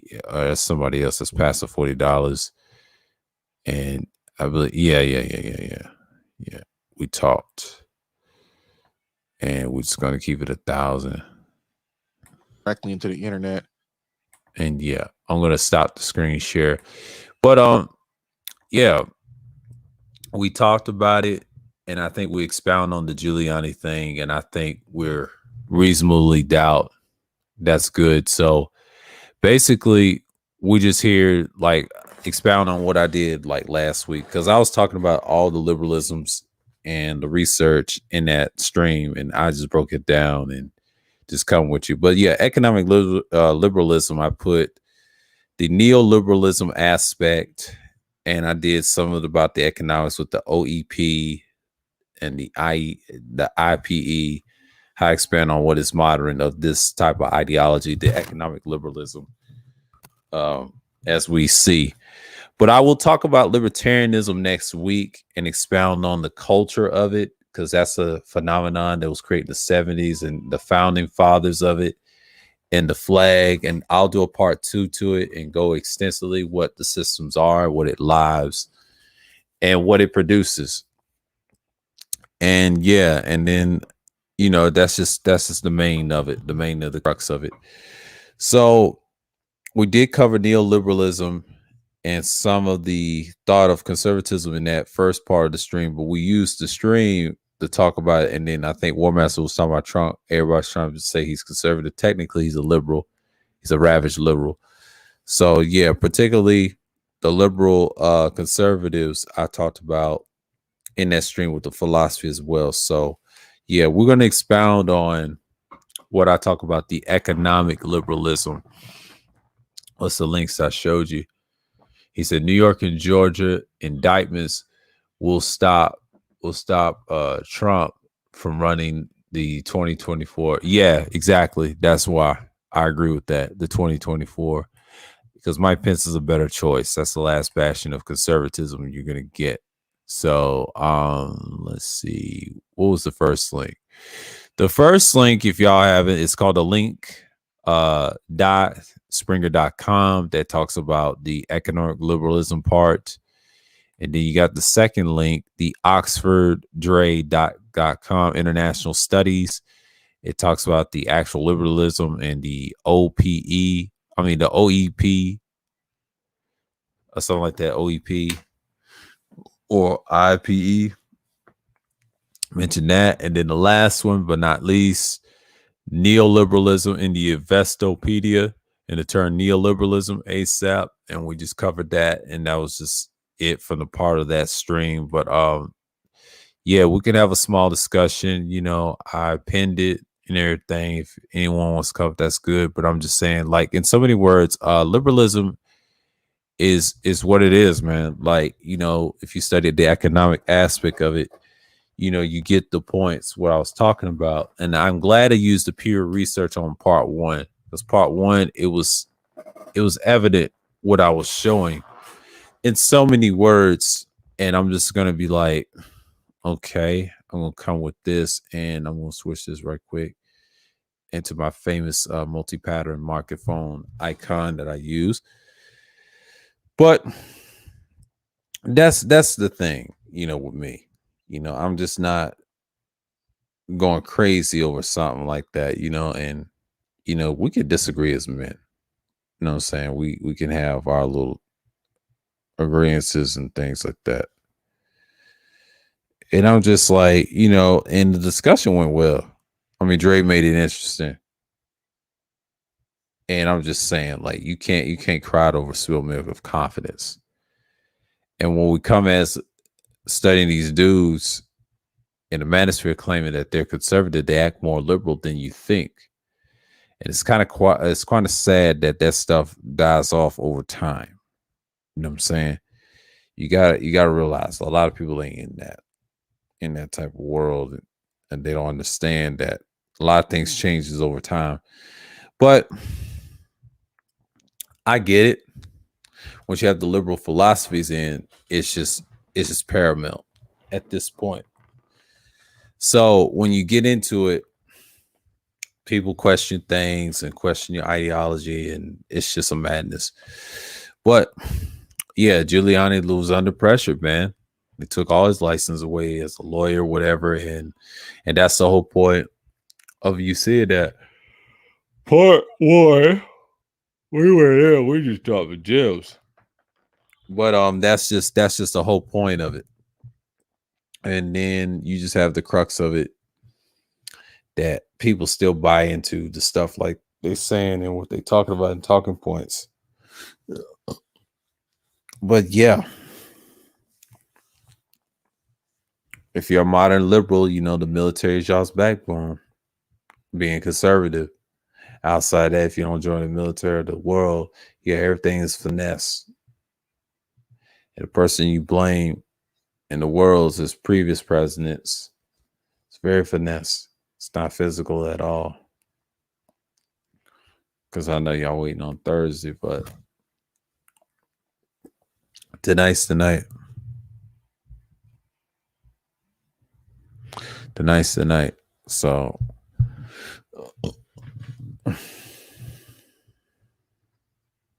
but you know, y'all know what to do. But yeah, I mean, I could have watched that whole stream, but that stream has like, you know what, 11 hours. Just get done.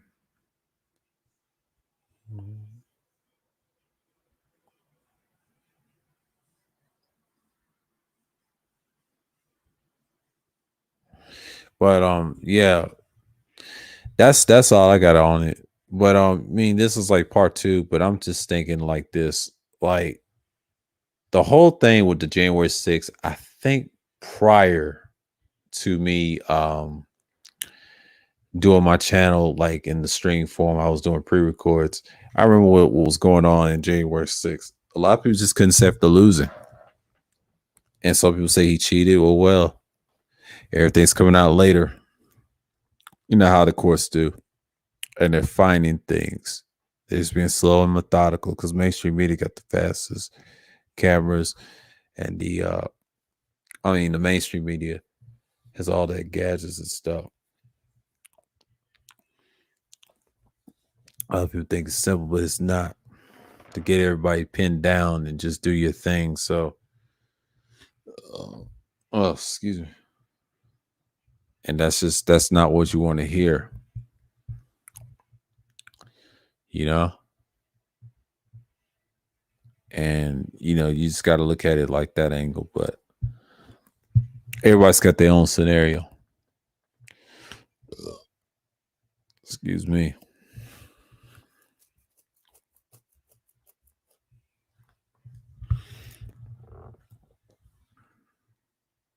And I'm just like sitting here when people complain about the Jan 6 thing. I said, yeah, they had cell phones, but they wasn't doing anything. So I usually stream later than this. I'll stream like that tomorrow at 8:10, but today I just had to knock this one out the ballpark. So you know what I'm saying?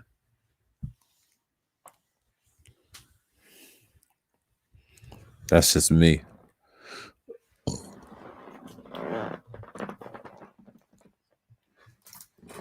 And yeah.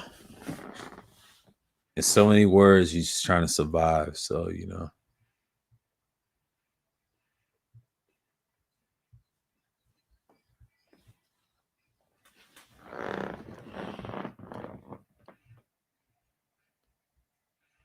He said, do you think Kyle Rittenhouse is getting off? I don't know about that. I don't think, to me, I think he probably might not get off because he's young. And Wisconsin's got probably the strictest gun laws of all time. Some people say he is. I don't believe he is. Don't be surprised he won't, because that Chauvin change changed the same thing. He said Kuda did 12 hours. Well, I did my first 12 hours. I ain't nothing. Yeah, that stream kind of cut off afterwards. Yeah, we talked politics afterwards. So, yeah. But, yeah, Kyle Rittenhouse, I don't think he's going to get off like that, bruh. They ain't going for that shit.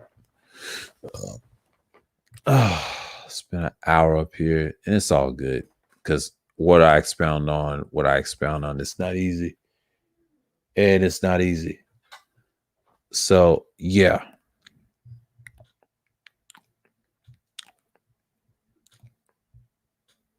In so many words,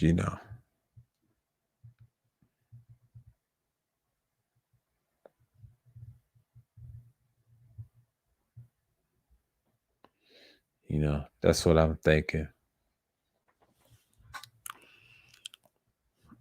What else saying? He said Kyle Rittenhouse can catch these hands. Yeah. I don't think he's going to fight. That's a young boy with no knowledge. But you know what I mean. You know what I mean.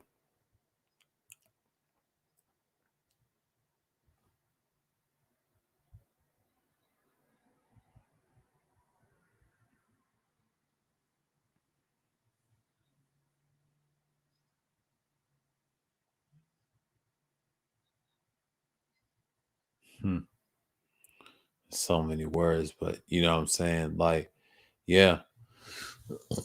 Trying to doze off here, but yeah, that's the whole point of me doing that stream. But it was an idea, and I think I promised SKC that I was not going to be biased with that ideology and spill. And that's it. That's it.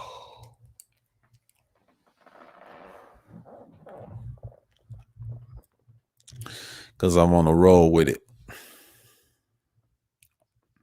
Tomorrow, I'll talk about,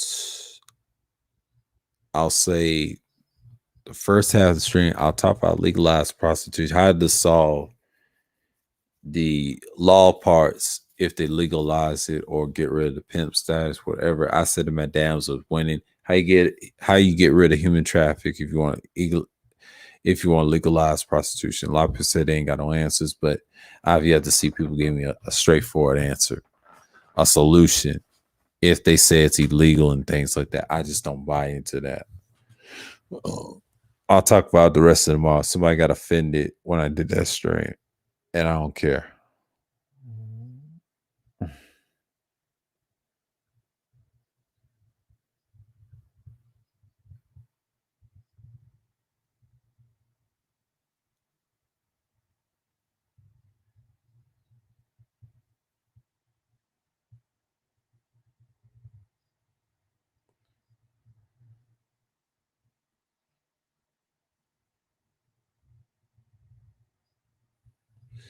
And that's what you get in so many words.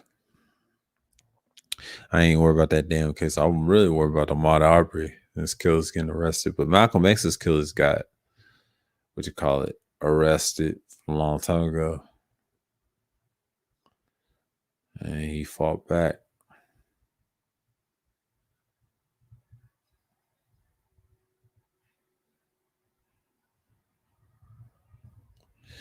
But that's the whole point of me pointing it out.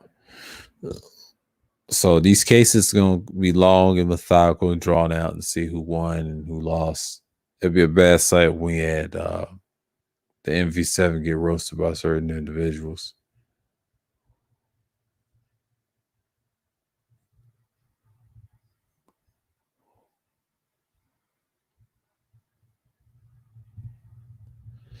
And that's just the thing with me.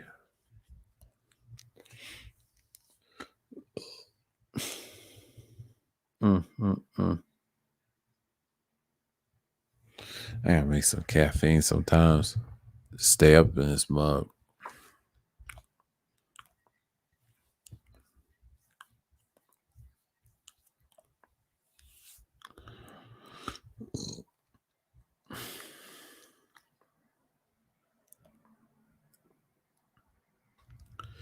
And that's how I was figuring it out at first. And I was like, because we was talking about it. And I kind of expounded on that Sunday, held that in.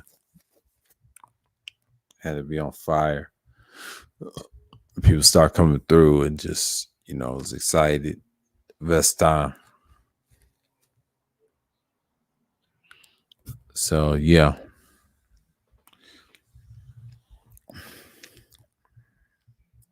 Y'all give me 1 second. Hold on.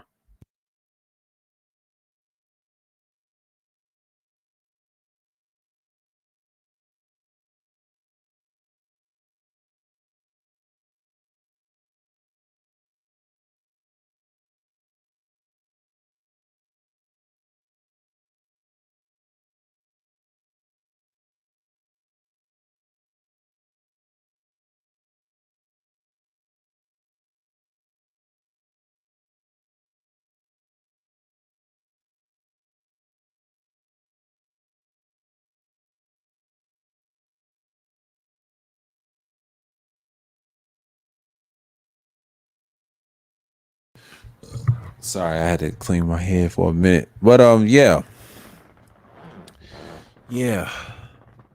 Everybody's talking about they talk about that Renner and Suspicious Samuels bullshit, and I'm talking about actual liberalism and ideologies and things like that. I don't care about that shit. That's what these Manosphere weirdos be doing. No shots at the current ones called sensitive. I said the majority of those that don't like anything, I wouldn't even consider the Manosphere. Way they be talking. And then when the real thing shows up on them, they run their pockets. What type of shit is that? Let's keep it 1,000. Let's keep it 1,000. What type of shit is that?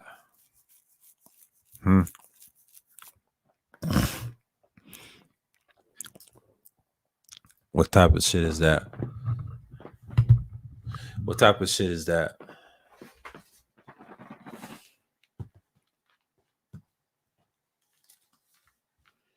I'll just tell what's going on, but and we just keep it what it is. But yeah, and I'm just gonna get in here for a minute.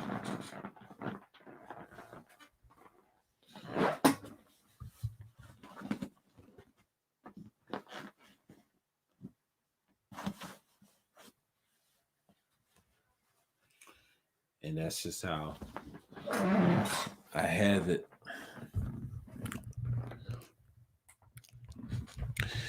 Yeah. We have economic liberalism. It's just like, the money aspect of it. That really changed the thing. And that's just how. This on.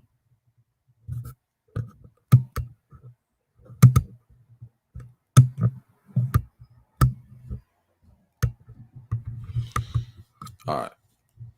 Yeah, make sure. Yeah, that boy shouldn't have been out there.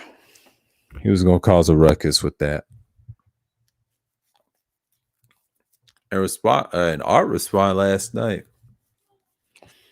I saw half of that stream. Art Petty, they was throwing shots at old boys. They just ain't ready. These dudes ain't ready. They ain't ready for war like that.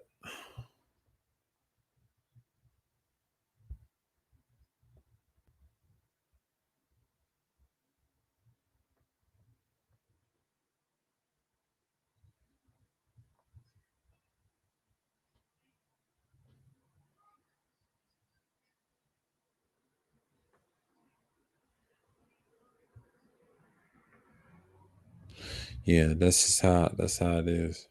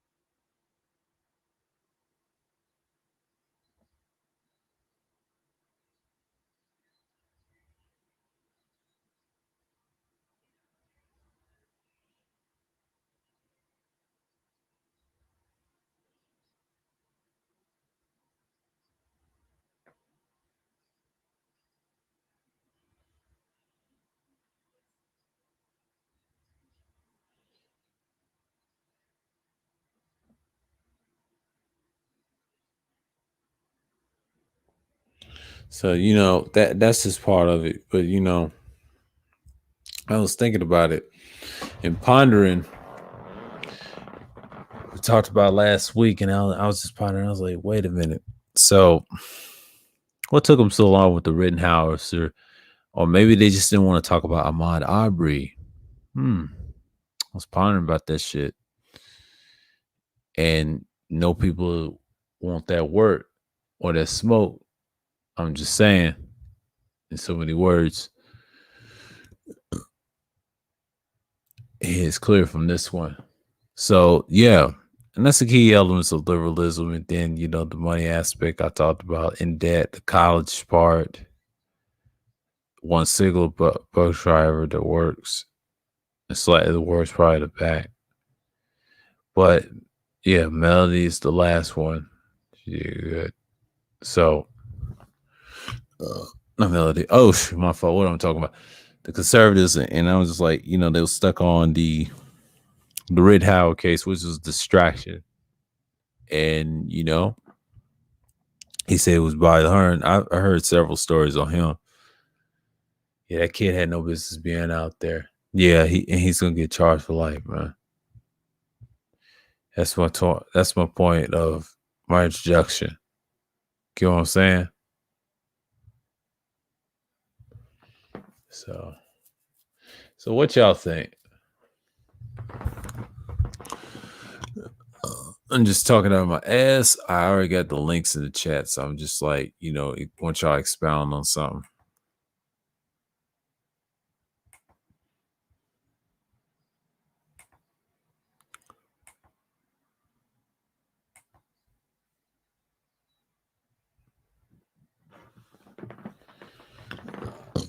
Let's see how long this goes. But yeah, I did a part 2. This is our part 2, so we can have that discussion. So if y'all want to come up, that's cool. If not, I'll give it another hour. Then I'm just going to dip because I explained my part. Yes, I put the video, and yes, it's 11 hours. And I clicked it off. The same thing with a different type of gear that I use to it. So if y'all feel free and dispute some of the stuff I search, I'm glad and more than help you to where you're around.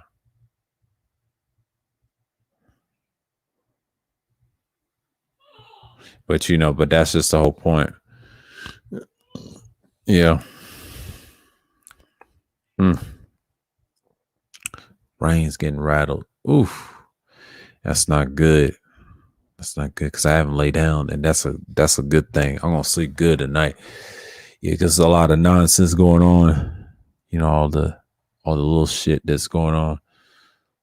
Yeah, I might have to crash soon, but I ain't gonna crash right now. So I just put it down if y'all want to talk, because I ain't gonna stay up too long. Because I got to stream tomorrow too. You know what I'm saying? And once I knock it out, I'll be good. But yeah, that's all I'm gonna talk about. Yeah, we talked about part 1, and this is part 2. I showed you the video just like I did with the conservatism streams, and we're just gonna be good on it, right? You want to talk about the economic liberalism? I mean, let's talk about it. I got the links to back up what I'm saying, and we're gonna go to liberal perspectives.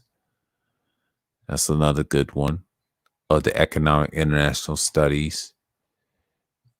And they got this little paragraph.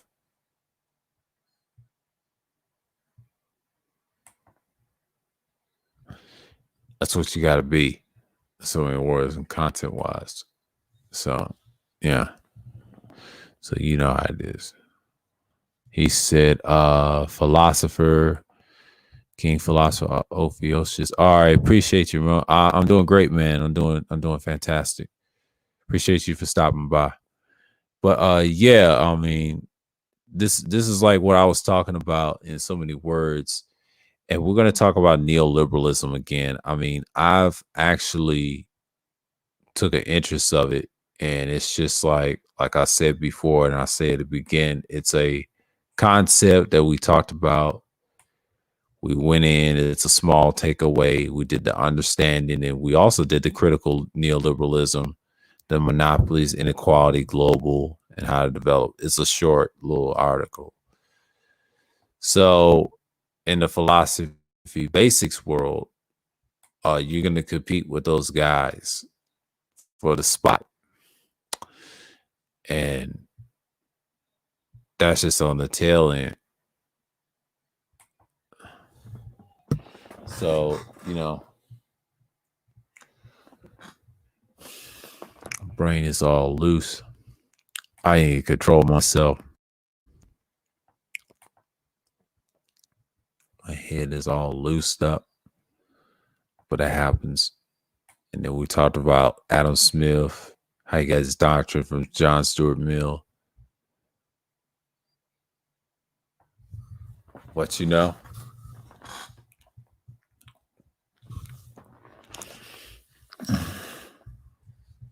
But you know what I'm saying? Like, yeah, there's so many things going on. So, yeah.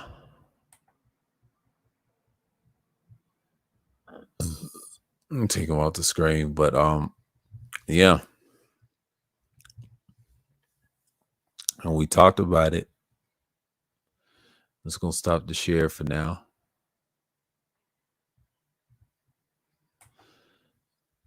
And you got the social liberalism.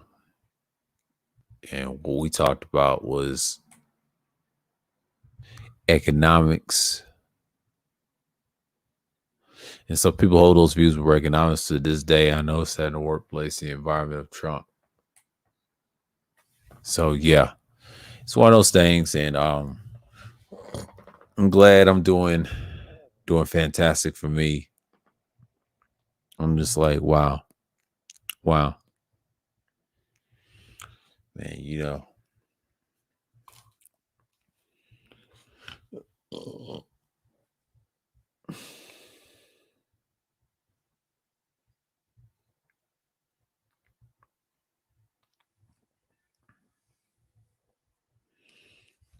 and it's just, that's how I get down. But yeah, I know that people it's got to do their thing, but when we talk about the philosophy aspects of liberalism, it's just like I always like the basics. You know what I'm saying? Like we just get down to it. Even though I don't want to show you that long view because that's gonna bore y'all to death. And we get in this part, the potential libertarian socialist, two extremes, right?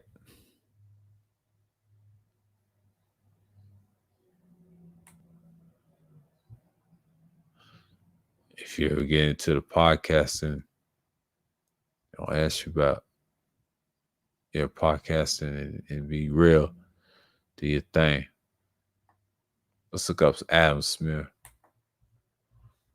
Since we're speaking of him, he was a Scottish philosopher and political economist of the Age of Enlightenment. He is widely cited as the father of modern economics, sometimes as the father of modern capitalism, in his magnum opus, The Wealth of Nations.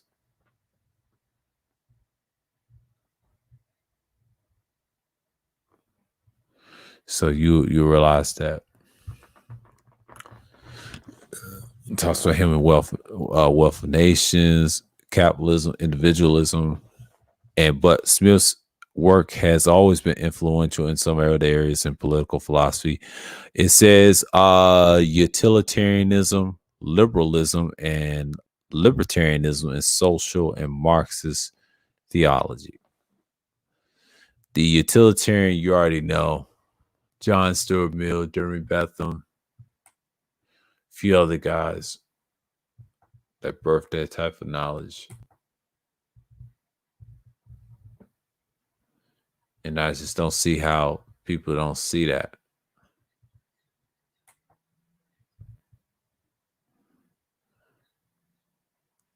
Let me reset that.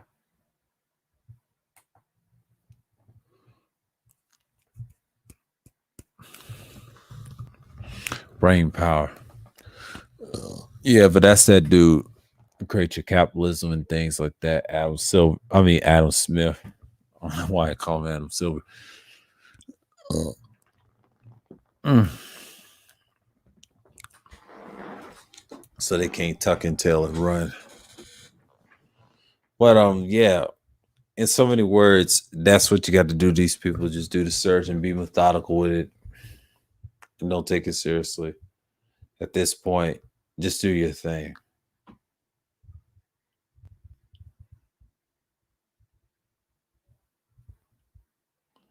There you have it.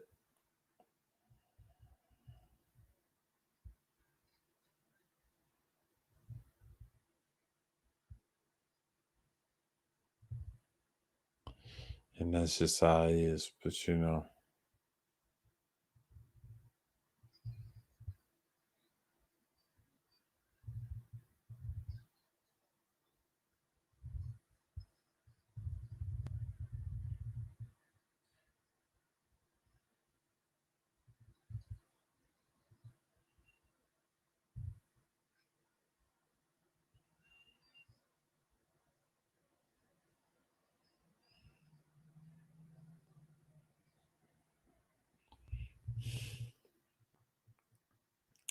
We can suss that Rams, ideology, and things like that. But you know, I see it amongst people act like that in these spaces and outside too, but not that many.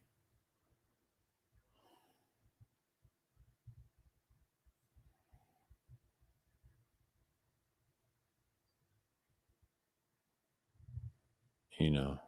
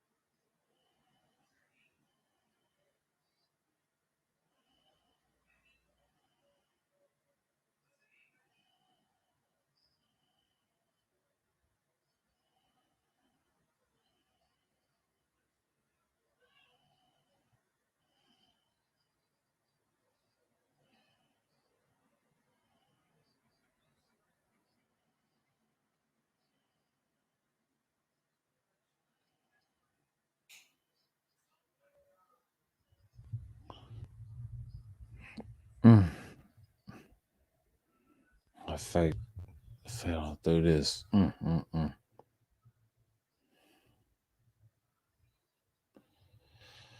But yeah, that's just me, man.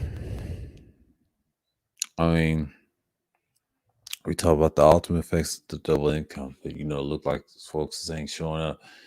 But that's cool. That's cool. And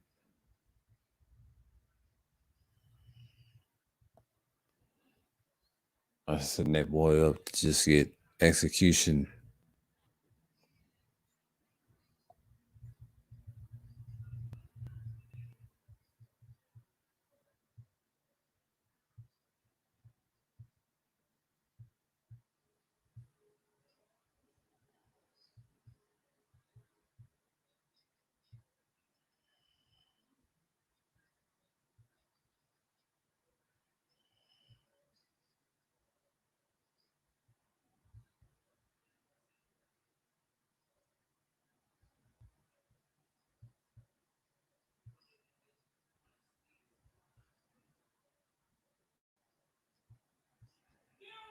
And that's just part of it. But and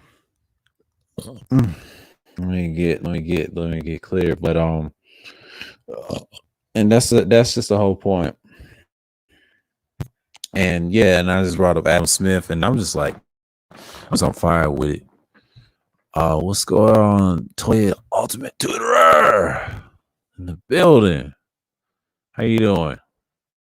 But yeah, I mean, I'm glad I used them in the part one stream in anyways, but I'm not gonna get into it. But if anybody has questions, we know he's brought in Kirk County, Scotland, XL date, but this is like from a website I use, talks about political philosophies and it gets into that. I'm just gonna dump it in the chat. My brain is always acting up loose. I get some fiend in me or caffeine. Caffeine's a drug. It's a natural drug. But you know what I'm saying? Like, yeah, man. Let's see the copy, paste. Oh shit, hold on. Copy, font. Oh yeah. And that's just what it is. What did you say? You got what your hair? Oh, you dye your hair? Oh, cool. Brain was loose on that. But yeah. But in so many words, it's just what it is. I mean, in his personal life, you got to explain about liberalism, and he's got parts in the philosophy.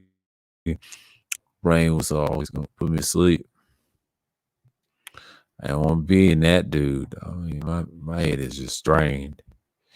But yeah, added some good points. But Dre was about to go in, and that stream was talking about different things. We had our spin on to liberalism, but they wanted to talk about Trump because I mentioned some of the policies it was liberal policy. So, and so many others like that. So you know what I mean.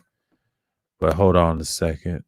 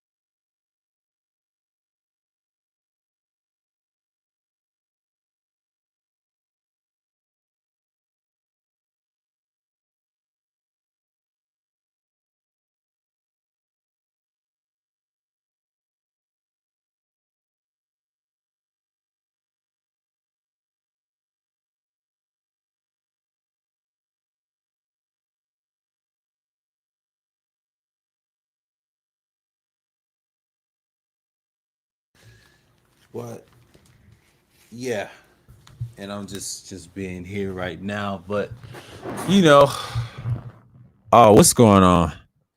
Yeah, I came back. Sorry about that. But I just had Adam Smith on the screen, but had to get back. Yeah. Cow washing my hair. Oh, okay. Yeah. I'm good. I'm good, y'all. Yeah, I had to step away. I had to get my head clear first. But yeah. But part one is when you had I think War Master come up, and I think Wacky hopped off, and then it was AB, and then DeAndre hold a conversation with War Master for a while, and he was trying to get some pushback. What's going on, Mike? Salute, man.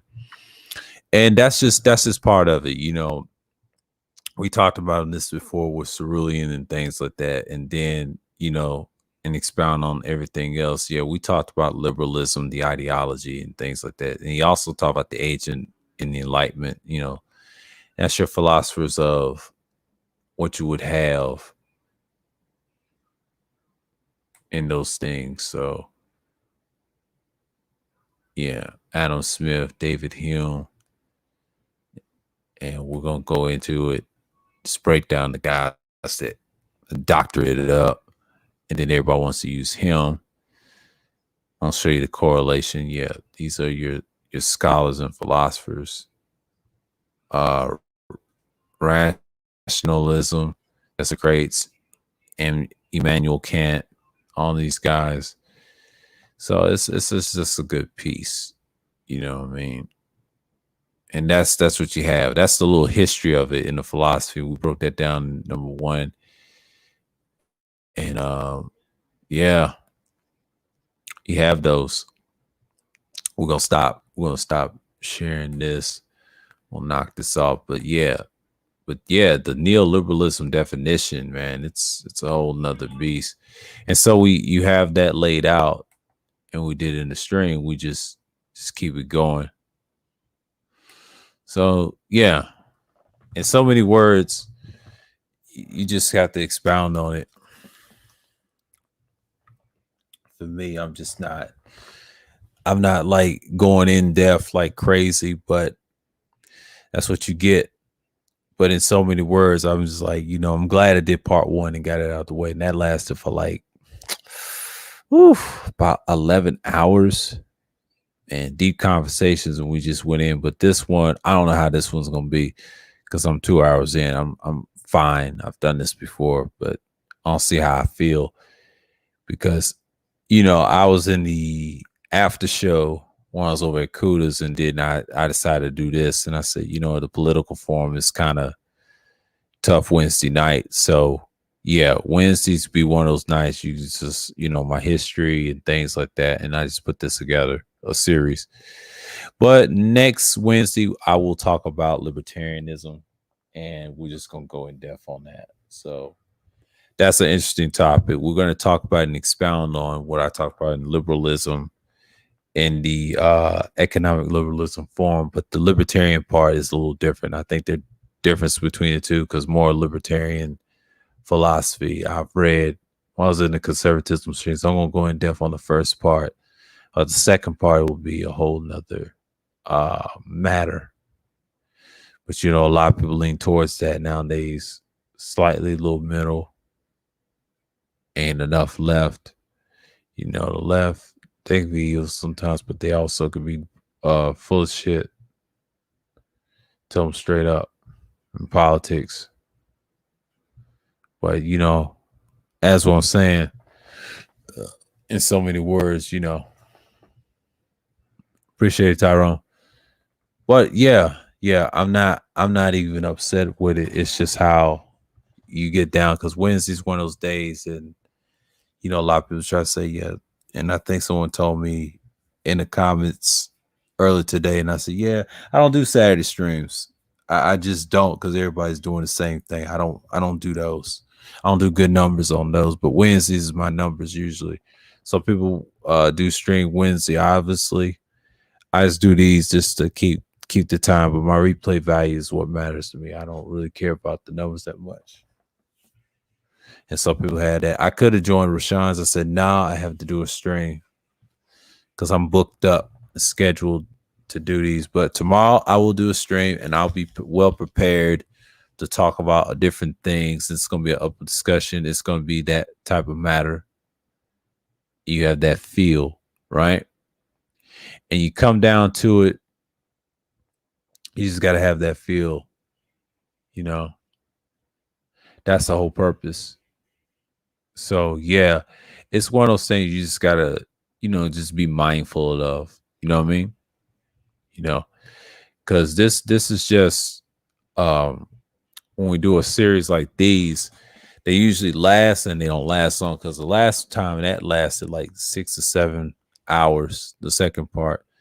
But part twos are usually is expound on what you found, expound on your first research. And that's what it is. And I think when you talk about liberalism in practice, they ain't always good people. You know what I'm saying? And that's just how it is. So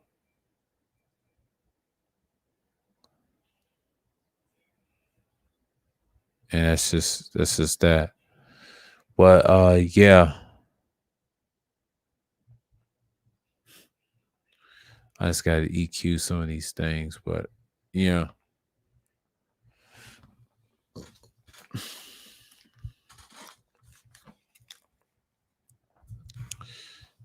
I'm just gonna have to have.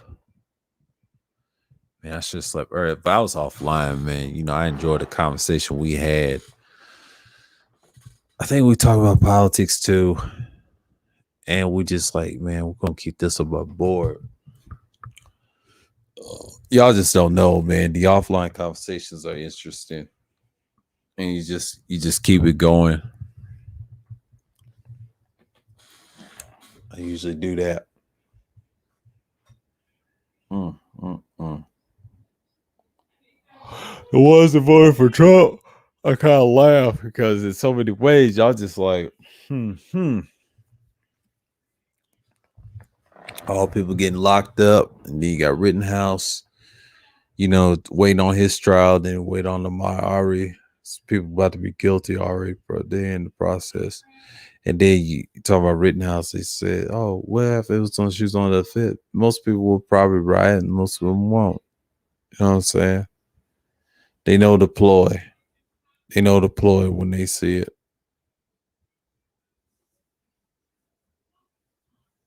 So.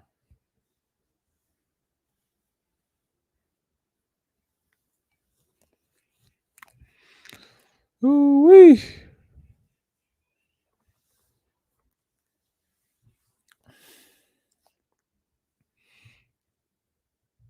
Mm. Mm-mm.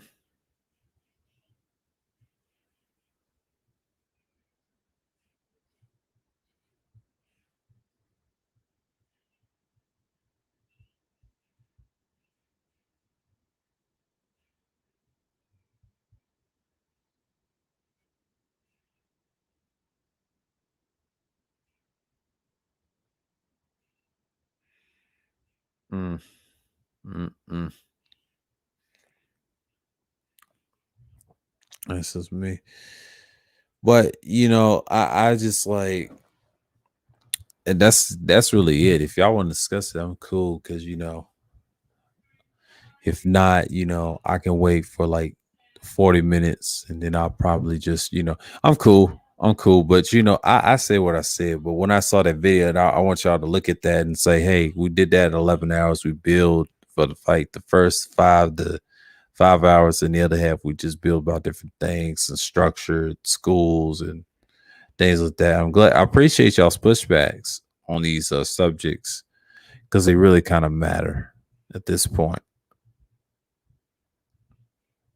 because everybody's got their own position to play.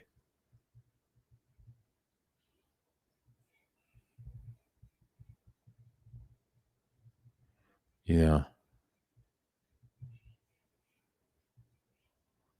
And I'm just like, wow, man. Wow.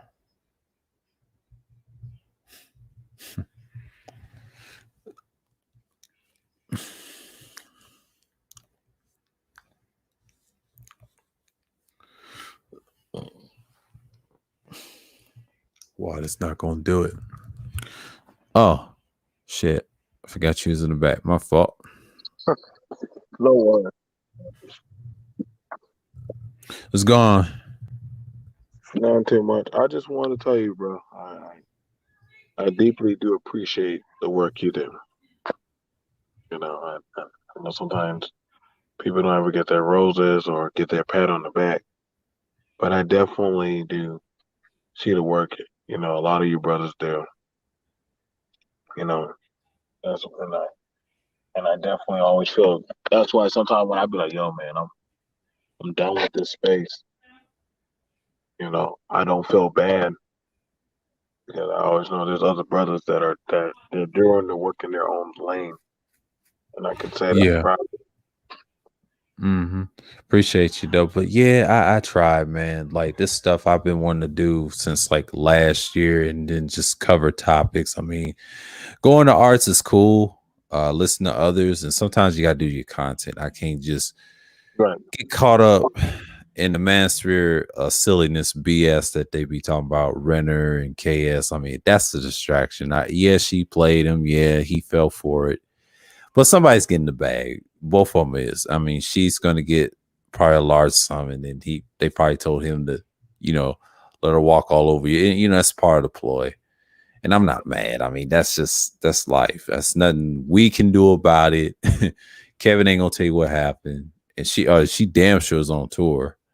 And it's just like I laugh at these topics, man. It's just so redundant and it's laughable at this point. I mean, the stream I did this past last Sunday cracked big numbers, but yeah, I was petty because I was going over that arts, talking about that case, Rittenhauser and Ahmaud Arbery. I care about the Ahmaud Arbery case, but but arts last night, yeah.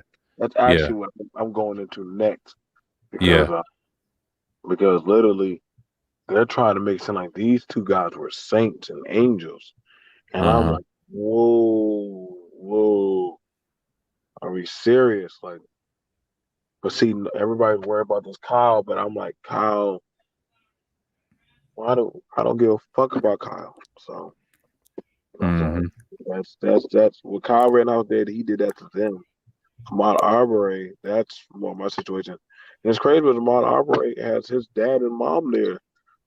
They speaking up on him. So that's a whole situation. Like that's really what black men should be focused on is Ahmaud Arbery, not no white boy that want to go play Call of Duty in the streets.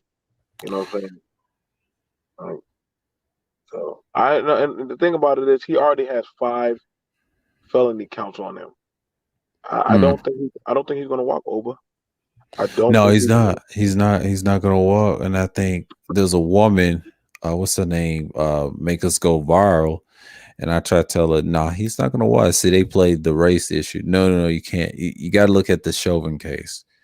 What he did to Floyd, I'm not surprised, but when he got those years on him, I said, oh man, these dudes in the space won't respond to that. And it was on hush mode when they put the numbers on it. I said, I ain't seen, certain individuals like Not So Fantastic and his boys did not say a damn word. They got quiet. They got quiet. They went back to their holes, man. They went back to their holes. And the reason I soft troll him in that chat, and you notice he ran off the panel. He saw me in the chat. He don't like my behind because I pull his whole card. He's the type of dude like I saw last Saturday. He did show his emotions. Information Man did utterly destroy him. He just tried to be respectful. Yeah, it goes back to the Rumble days, but this is the stuff I'm talking about. Why would y'all bring up Rittenhouse instead of Ahmaud Arbery? But see, that just shows you the derailment they was doing. I did see I was part of that stream last weekend. Yeah. Everything I kept saying. Well, you don't know these white. I don't give a fuck for these white dudes' names. They're not my prerogative. What is my prerogative is what affecting me, what looks like me, what sounds like me. What if there's a day where you're like, hey, like BMT, I want to show you a few houses. So let's say we get out the car and we start walking some houses. Some dudes start running up on us. See, people don't think of these kind of things. Of systematic stuff happens to black people. They found out that the DAs they lied. That's a real big issue that the DAs, 2 DAs lied on this man's death, and literally they even tried to make footage of saying that he was in boots, and like he wasn't in Mhm. boots, he was in sneakers. So it's amazing. Like I said, like we got a lot of stuff against us, and I'm telling you, like hell, me just talking about Kyle Rittenhouse's mama. I had people getting mad about me talking about that fat white bitch, and I Oh know, yeah. and I was like, no, dude, like y'all like talking about getting on our people, our women. You want to hold them accountable? Hold this broad accountable, but they can't. They can't over. And so that's what I'm saying, man. Like these dudes, they're a goddamn bunch of black faced demons, man. They don't have no respect or honor amongst their own tribe, man. Like they're dealing with some inner demons. That's the thing about it. Oh yeah. Oh yeah. I see it a lot, not just in the space, but the whole black sector. And I've noticed like they carry that stuff in the space, but I've seen a lot worse for years. I didn't think it was that bad until Cerulean pointed that out to me. And you know, I tried to tell Dre I see it too, but I didn't want to say nothing last year, but I get it because the Trump phenomenon. Once Trump lost, oh man. Woo. See, Woo-wee. like I Yeah. said, man, they got a lot of stuff. Like the only time they want to use a black face is for a mouthpiece. To say that's why you see notice you see all these black people going up there on Fox News talking about Kyle Rittenhouse shit. And Mhm. I'm like, they don't need y'all. They just like using y'all as a mouthpiece because they know if they use a white person, it's gonna come off as racist or systematic or some kind of Aryan shit. Like they really don't fuck with you. And I mean, and there's white people that watch me, but I let them know, like, yo, I'm going to say what I got to say as a black man. Because at the end of the day, my struggle, my plight, always gets subvertedly unheard as long as y'all get y'all message out. So that's what I'm saying, man. I push hard. If I got to take out the goddamn wheels of my car and put it on your car, or whoever's car to get the message out, we gotta push the message. That's what I'm saying, man. Like I already said, I know soon enough I am going to start pushing a little bit more out of this space and leaving. But I feel more better knowing that I got other people like you, Dre, Cerulean, Jay Shine. There's a lot of other brothers, and they're getting there. But I get upset, not really, because honestly, I can say y'all don't really give a fuck about the views. Y'all just give a damn about the message. And Mhm. that's what I really do respect. It's not about the views. Shout out to Shar. Shout out to Ruby. You know what I'm saying? I like people who are like, yo, man, it's not about the views, it's about the message.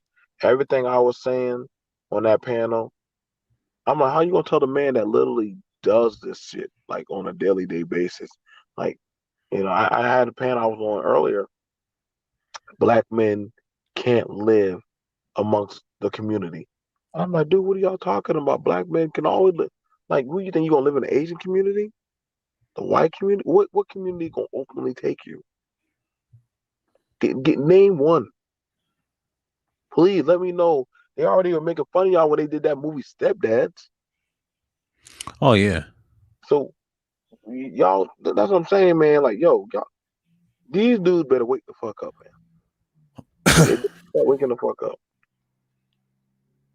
Y'all gonna be there. Actually, not just these dudes, these men and women on social media. But see, we and you both understand they're just cogs. Just like how you said about that KS and that these people more. That's why we have to take a step back and just do our message. But other than that, bro, I don't mean to take from you. Yeah. I'm with my people.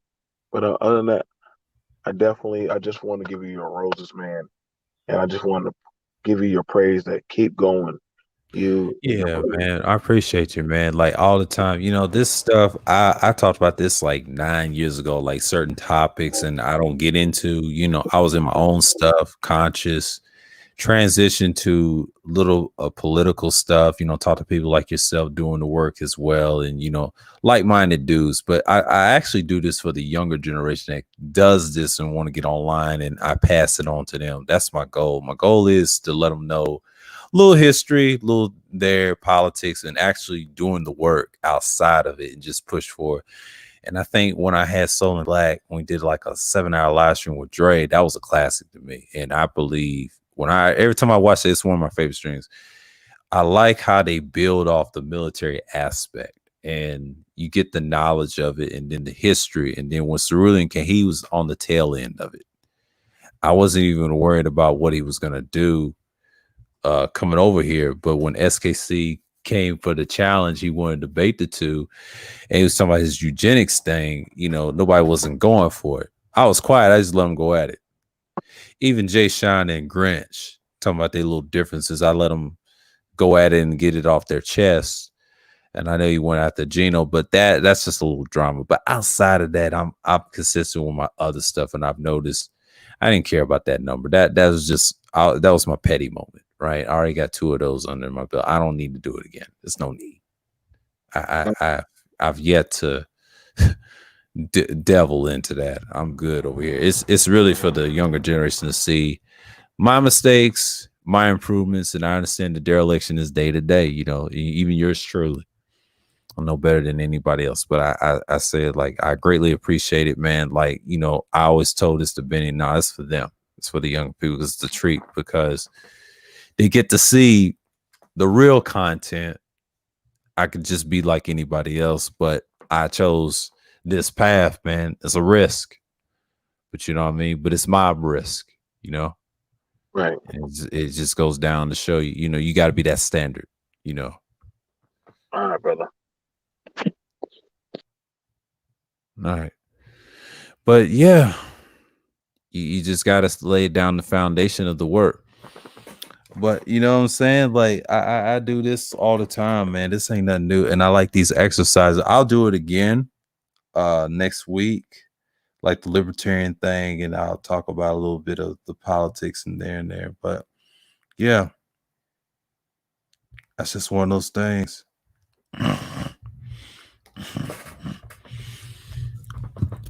I'm not gonna stop until I get those results. And the younger generation, they just gonna have to look and listen. I try to strive every day.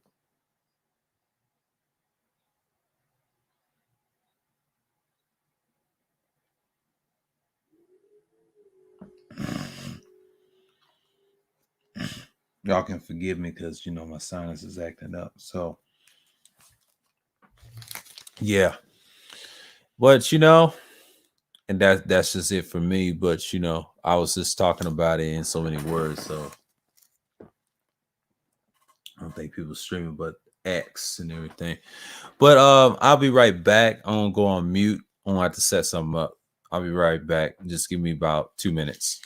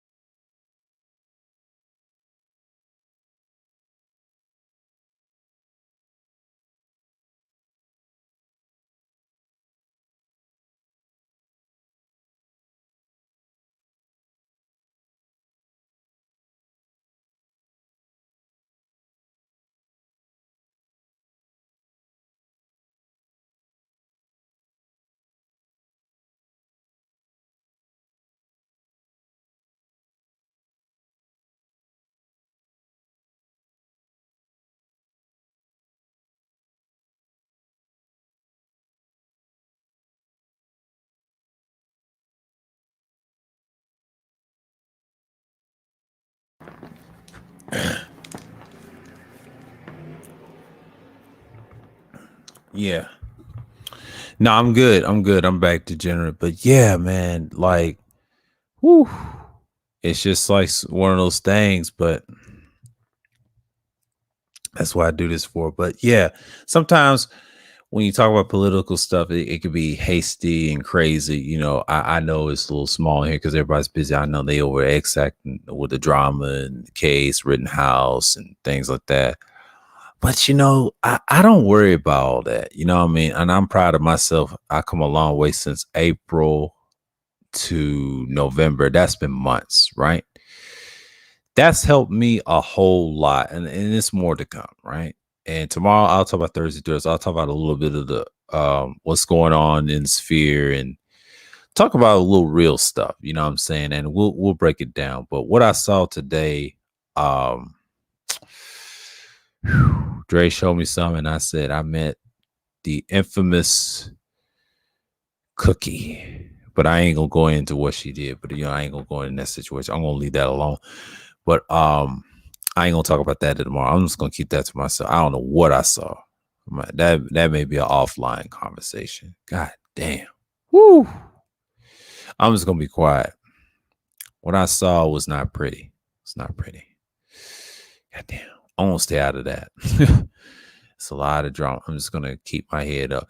I'm gonna if Gino was on the panel, I want to give him my email because I try to contact him with my email. I'm just gonna put that in the back chat or something, but I want him to just get it, you know, because I can't connect to his. That's how, and then I'll add him, and then if we ever message each other, you know, I'll send him something, right? We'll start talking. He sent me some links and stuff, and you know, and then I'll give him a Discord and all that. But yeah, man, that's just one of those things that we can start talking and they be on some shit, but always lay in the cut. You know, I just start talking and things like that. Cause my ears is all blotched up. But yeah, that's it. But you know, I got another hour and I'll probably end it like 3 hours because I want to get some hours in. Just knock it off. If y'all want to come up, that's cool. You know, I'll send another link if y'all want to chill or whatever. You know, just anybody can come up. Like, you know, just respond to the topic like liberalism. I put the links in, so I'm just gonna hold it down. I'm gonna wait. It's just a last call.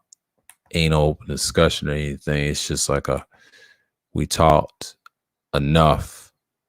So, you know what I'm saying? And that's just Adam.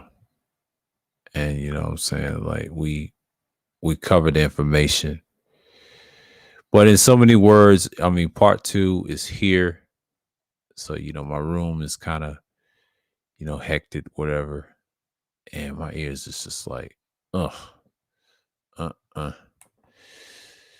But, you know, I'm not over there with old girl, though.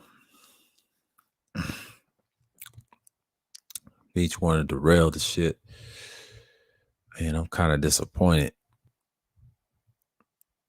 I think me and her is not on good terms, but that I mean, that's part of life, man. You know, you can't just get emotional about one group.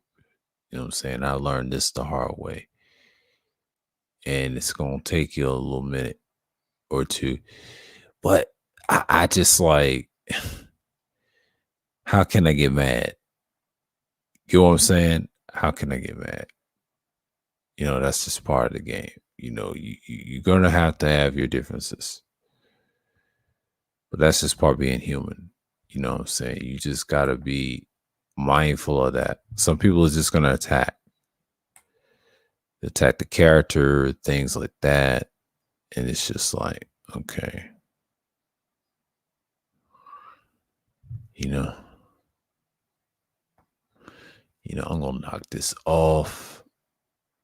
Content creator and things like that. I know people is just taking their times, but you know, but yeah, when people come through and you know what I'm saying, I'm going back to my regular self. Consistency is king. And I know, oh damn. Someone gave me the okay. Appreciate y'all. You put me in the algorithm. All right. I like that. I like that. You know, I like the hatred. Y'all just keep it going, huh? I like that. All you doing is put me in the algorithm. What's going on, Wacky? Shalom, man. Yeah, it's just another. It's a part 2. I didn't put the links in the chat. Y'all can look for yourself for the information. And I just expound on Adam Smith. It's just a repeat what I was talking about from part 1. I did a stream on it. And I'm like, you know, at this point, the economic liberalism and then neoliberalism, I just like, okay, this is gonna be the real thing. You know what I'm saying? Like when I did the research, I was like, okay, I could have went in depth on it more, and I said, nah, it's got too many more searches on it. I'm just like, okay, we're gonna keep it basic and just keep it simple and things like that. And, you know, it's no issue. I think a lot of these dudes in the space don't realize the modern liberalism is when you go overseas. You know, yeah, you practice conservatism in the household, but the modern liberalism is recognized around the world. Most of the world's kind of conservative, old school values and the physical and, you know, things like that, laws. But I think Mike V said this all the time on panels. He said, he said, this is the most liberal country of all time, but the standard in this stuff was unheard of. You know what I'm saying? We was talking about stuff like months ago.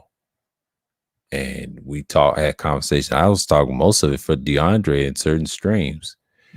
See, Cerulean's brand new to this channel. You know, he came later and everything else went great. Now, last Sunday, that was just a petty moment. That was over at Art of New Style. Shouts out to Art coming through, clearing it up. Those guys did not want to hear the truth. It was going to be biased, and I care about the Ahmaud Arbery case. That's the most important. That was just barbaric. They have no answer for that. And they lied on him and everything. But the Rittenhouse is a distraction with the gun. And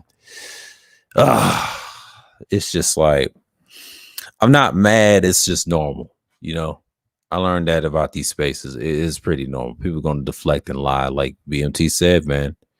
And that's just the whole thing. You know, it's just crazy. I'll read this comment right here.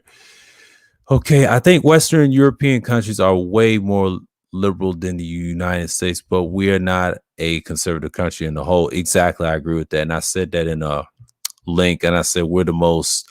They talked about Western Europe, Western civilization, and I think us is unheard of at the time, but our style of it is just increasing. You know, modern day. He said, I believe that most of the United States of America is moderate. Facts. I do believe that. That's actually a fact. That's actually a fact. What's going on, Juan G? Salute, bro. That is very true.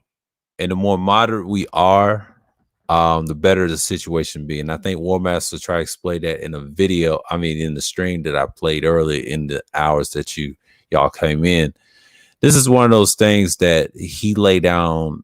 The fact that even though he kind of supported Trump, but he is an actual conservative in mind, right? He challenged Mike V. It was some good pushback. Mike V stood tall too.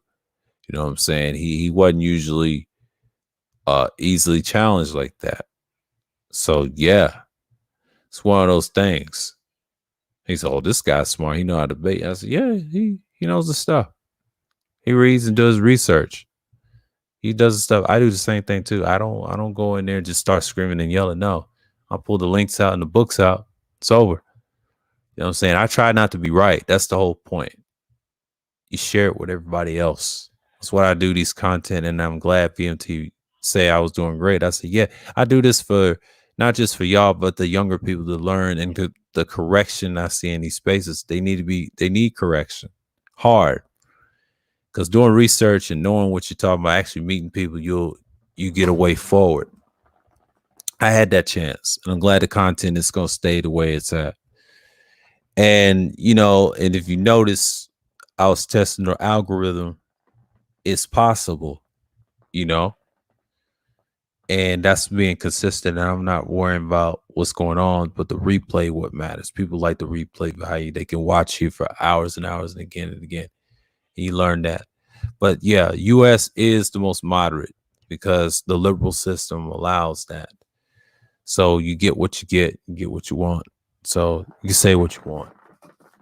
And I'm not even tripping off what's going on. Like I said, we talked about it. And I said they distracted by that damn Renner and Suspicious Samuels bullshit. And neither side, it wasn't no win. Well, actually, she won, but neither side didn't really impress me. She got the money. He probably had a little cut, and that was it. It's just some bullshit. Why I think about that, and then we talk about what else we talk about in the sphere. Um, the Rittenhouse distraction, to fuck us up, and we should be worrying about Ahmaud Arbery. But these guys, like BMT said, are a bunch of cowards. But yeah, same old shit. And then the winter is coming nonsense. And I kind of disagree with Cooter on that. Nah, it ain't coming. That's just a figure of speech. Y'all need to get off of Suspicious Sandwich. It's just fucking funny. Yeah, I know. The last time, like when I got struck by that community strike, when I did Sunday Madness and they played that Vice video, that means I'm back. They wasn't playing with me. Yeah, break into the algorithm. Yeah. It's just like I said, man, once they get you, the last time they attacked me that year, that lets me know I'm back. And I understand the game. You know, I understand what they're gonna come after me, and I'm built for this. So you have to learn. But these live streams, it's very informational.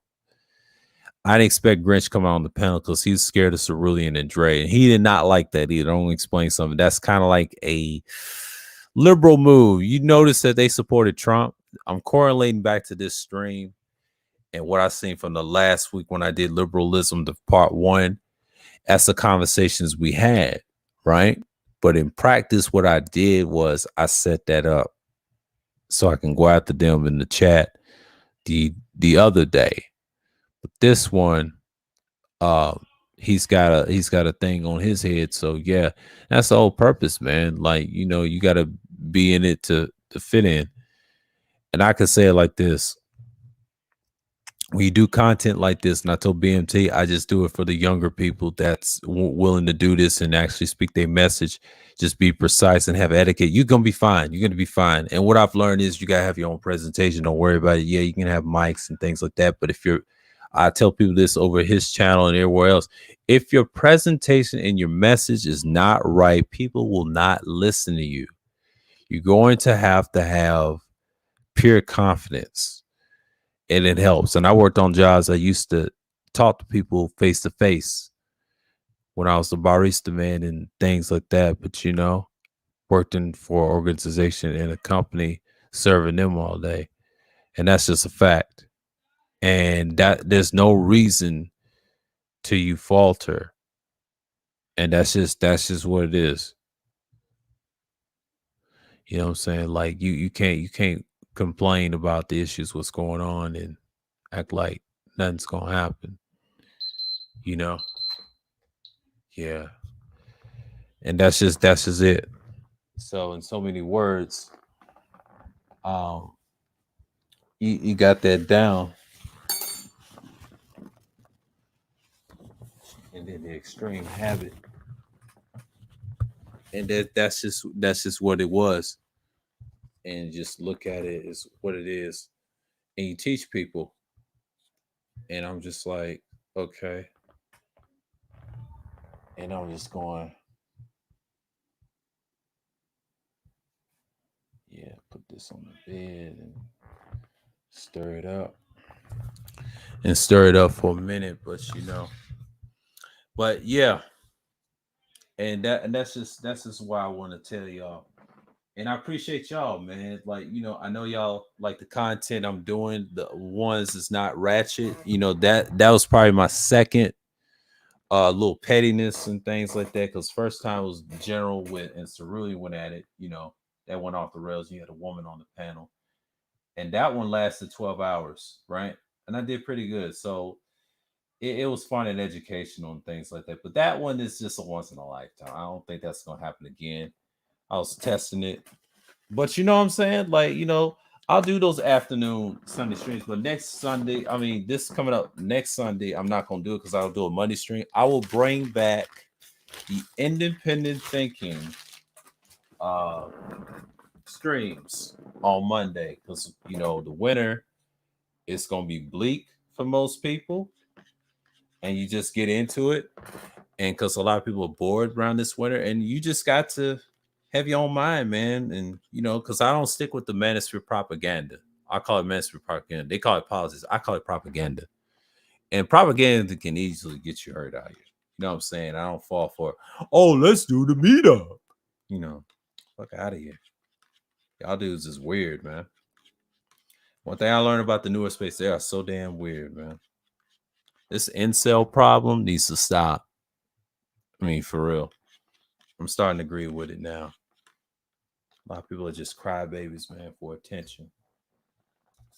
I wish them days don't exist.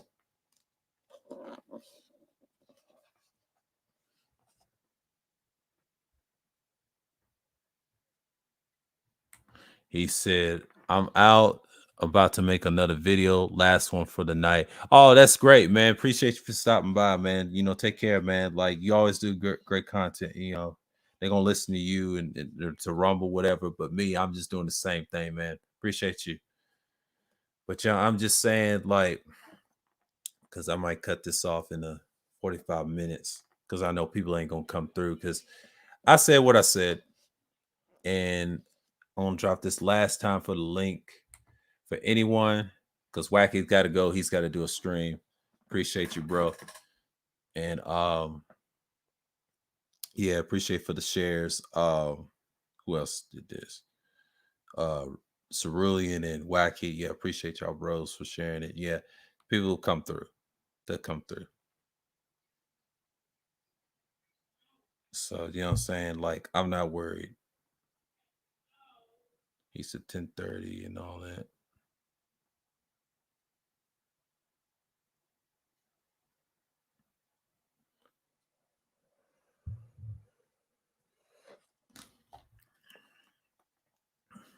Let me get this out the way.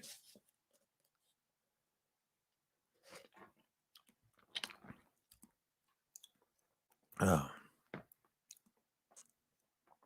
Let me get Melly Monaco out the way.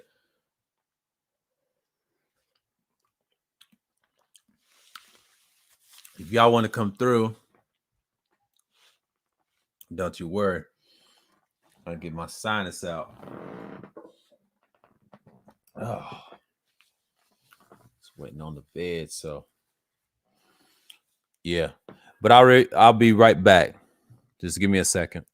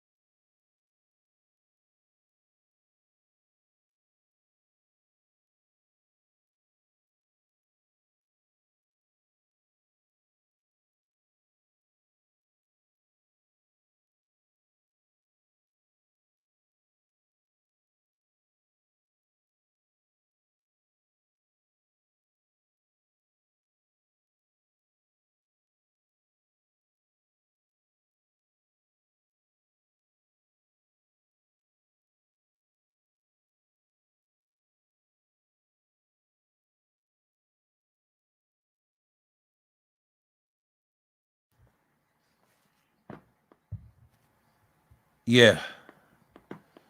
But, I'll cut this off in a minute or two. So,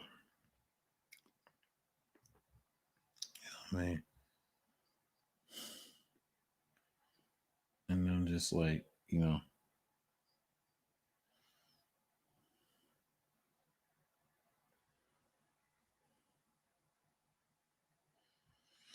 And I'm just saying, man.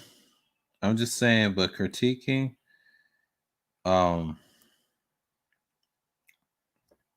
that's just what it is.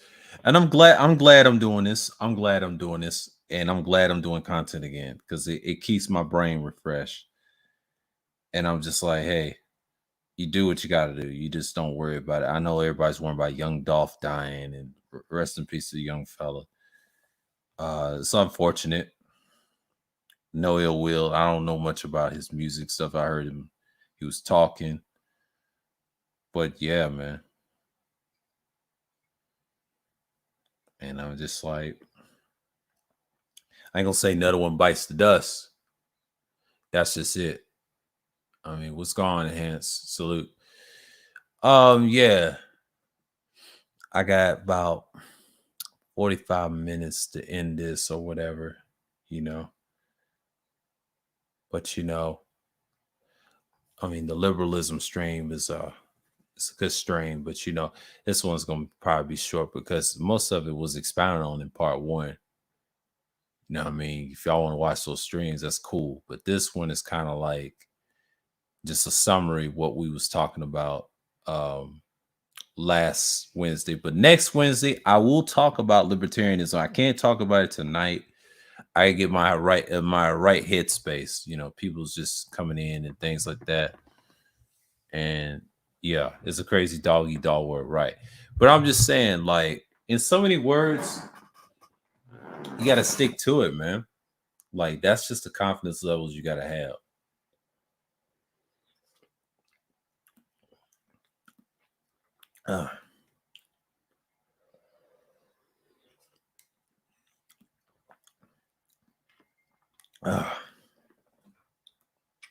Oh, that's good for my brain.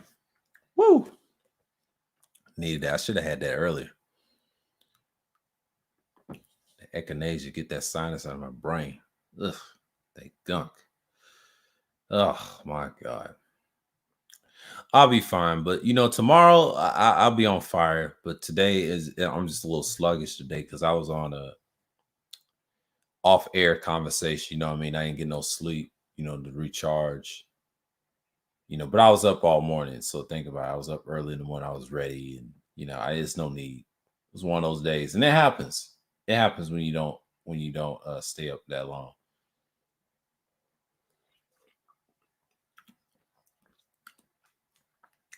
I don't know if I'm gonna self live stream tomorrow morning. We'll see.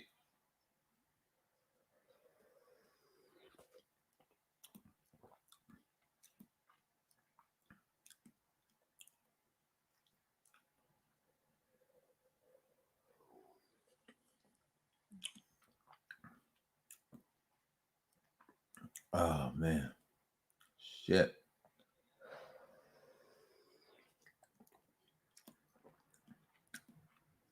This tea is good. Oh shit. Wee.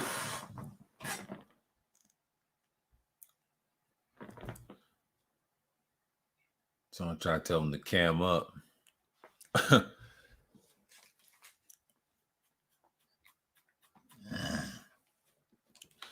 But yeah, that's just me.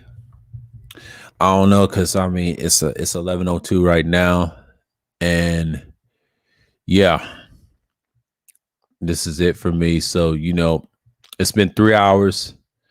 I had BMT early on. Shouts out to him and everybody that came through, and I might have to cut it. It's been a good stream, y'all. Like, this is a little short stream, but y'all can catch it on the playback. But shouts out to everybody a little bit. So you know what I'm gonna do? I'm gonna add somebody. Hold on. Give me a second. Bam. Yeah. Shouts out to Tampa Supreme. Did I say his name? Tampa Supreme. Tom Malone, Tampa Supreme. I am listening. Nadia. College James, as always. Rashawn. Another day one guy. Legendary Wacky. Appreciate you, man. Appreciate you for stopping by. BMT. And he did a great job on the panel. Supreme Elder, Mr. DJ Music. What's going on, bro? Appreciate you for stopping by. And also, Mike, you good too, man. Or who else has come through? Philosopher King Aphiosius, if I say your name right. It's Ophiocious or something like that. Yeah, appreciate you, man. Appreciate you for coming through as a newcomer coming through. Okay. Toya, the ultimate tutorer with your dyed hair. I hope it's fiery, but hey, as always, you always welcome. Yeah, we'll talk about little zodiacs on the outside streams. I'm gonna have a piece of paper and we're gonna start talking our ish. Tyrone, appreciate you, man, as always. Gabe, as always, you great dude. And Gabe, you need to start challenging, just start smoking these dudes, man. Degenerate as always. You always giving information. Juan G's as always. Enhanced utility. Appreciate y'all. So with that, I want to say shalom and peace.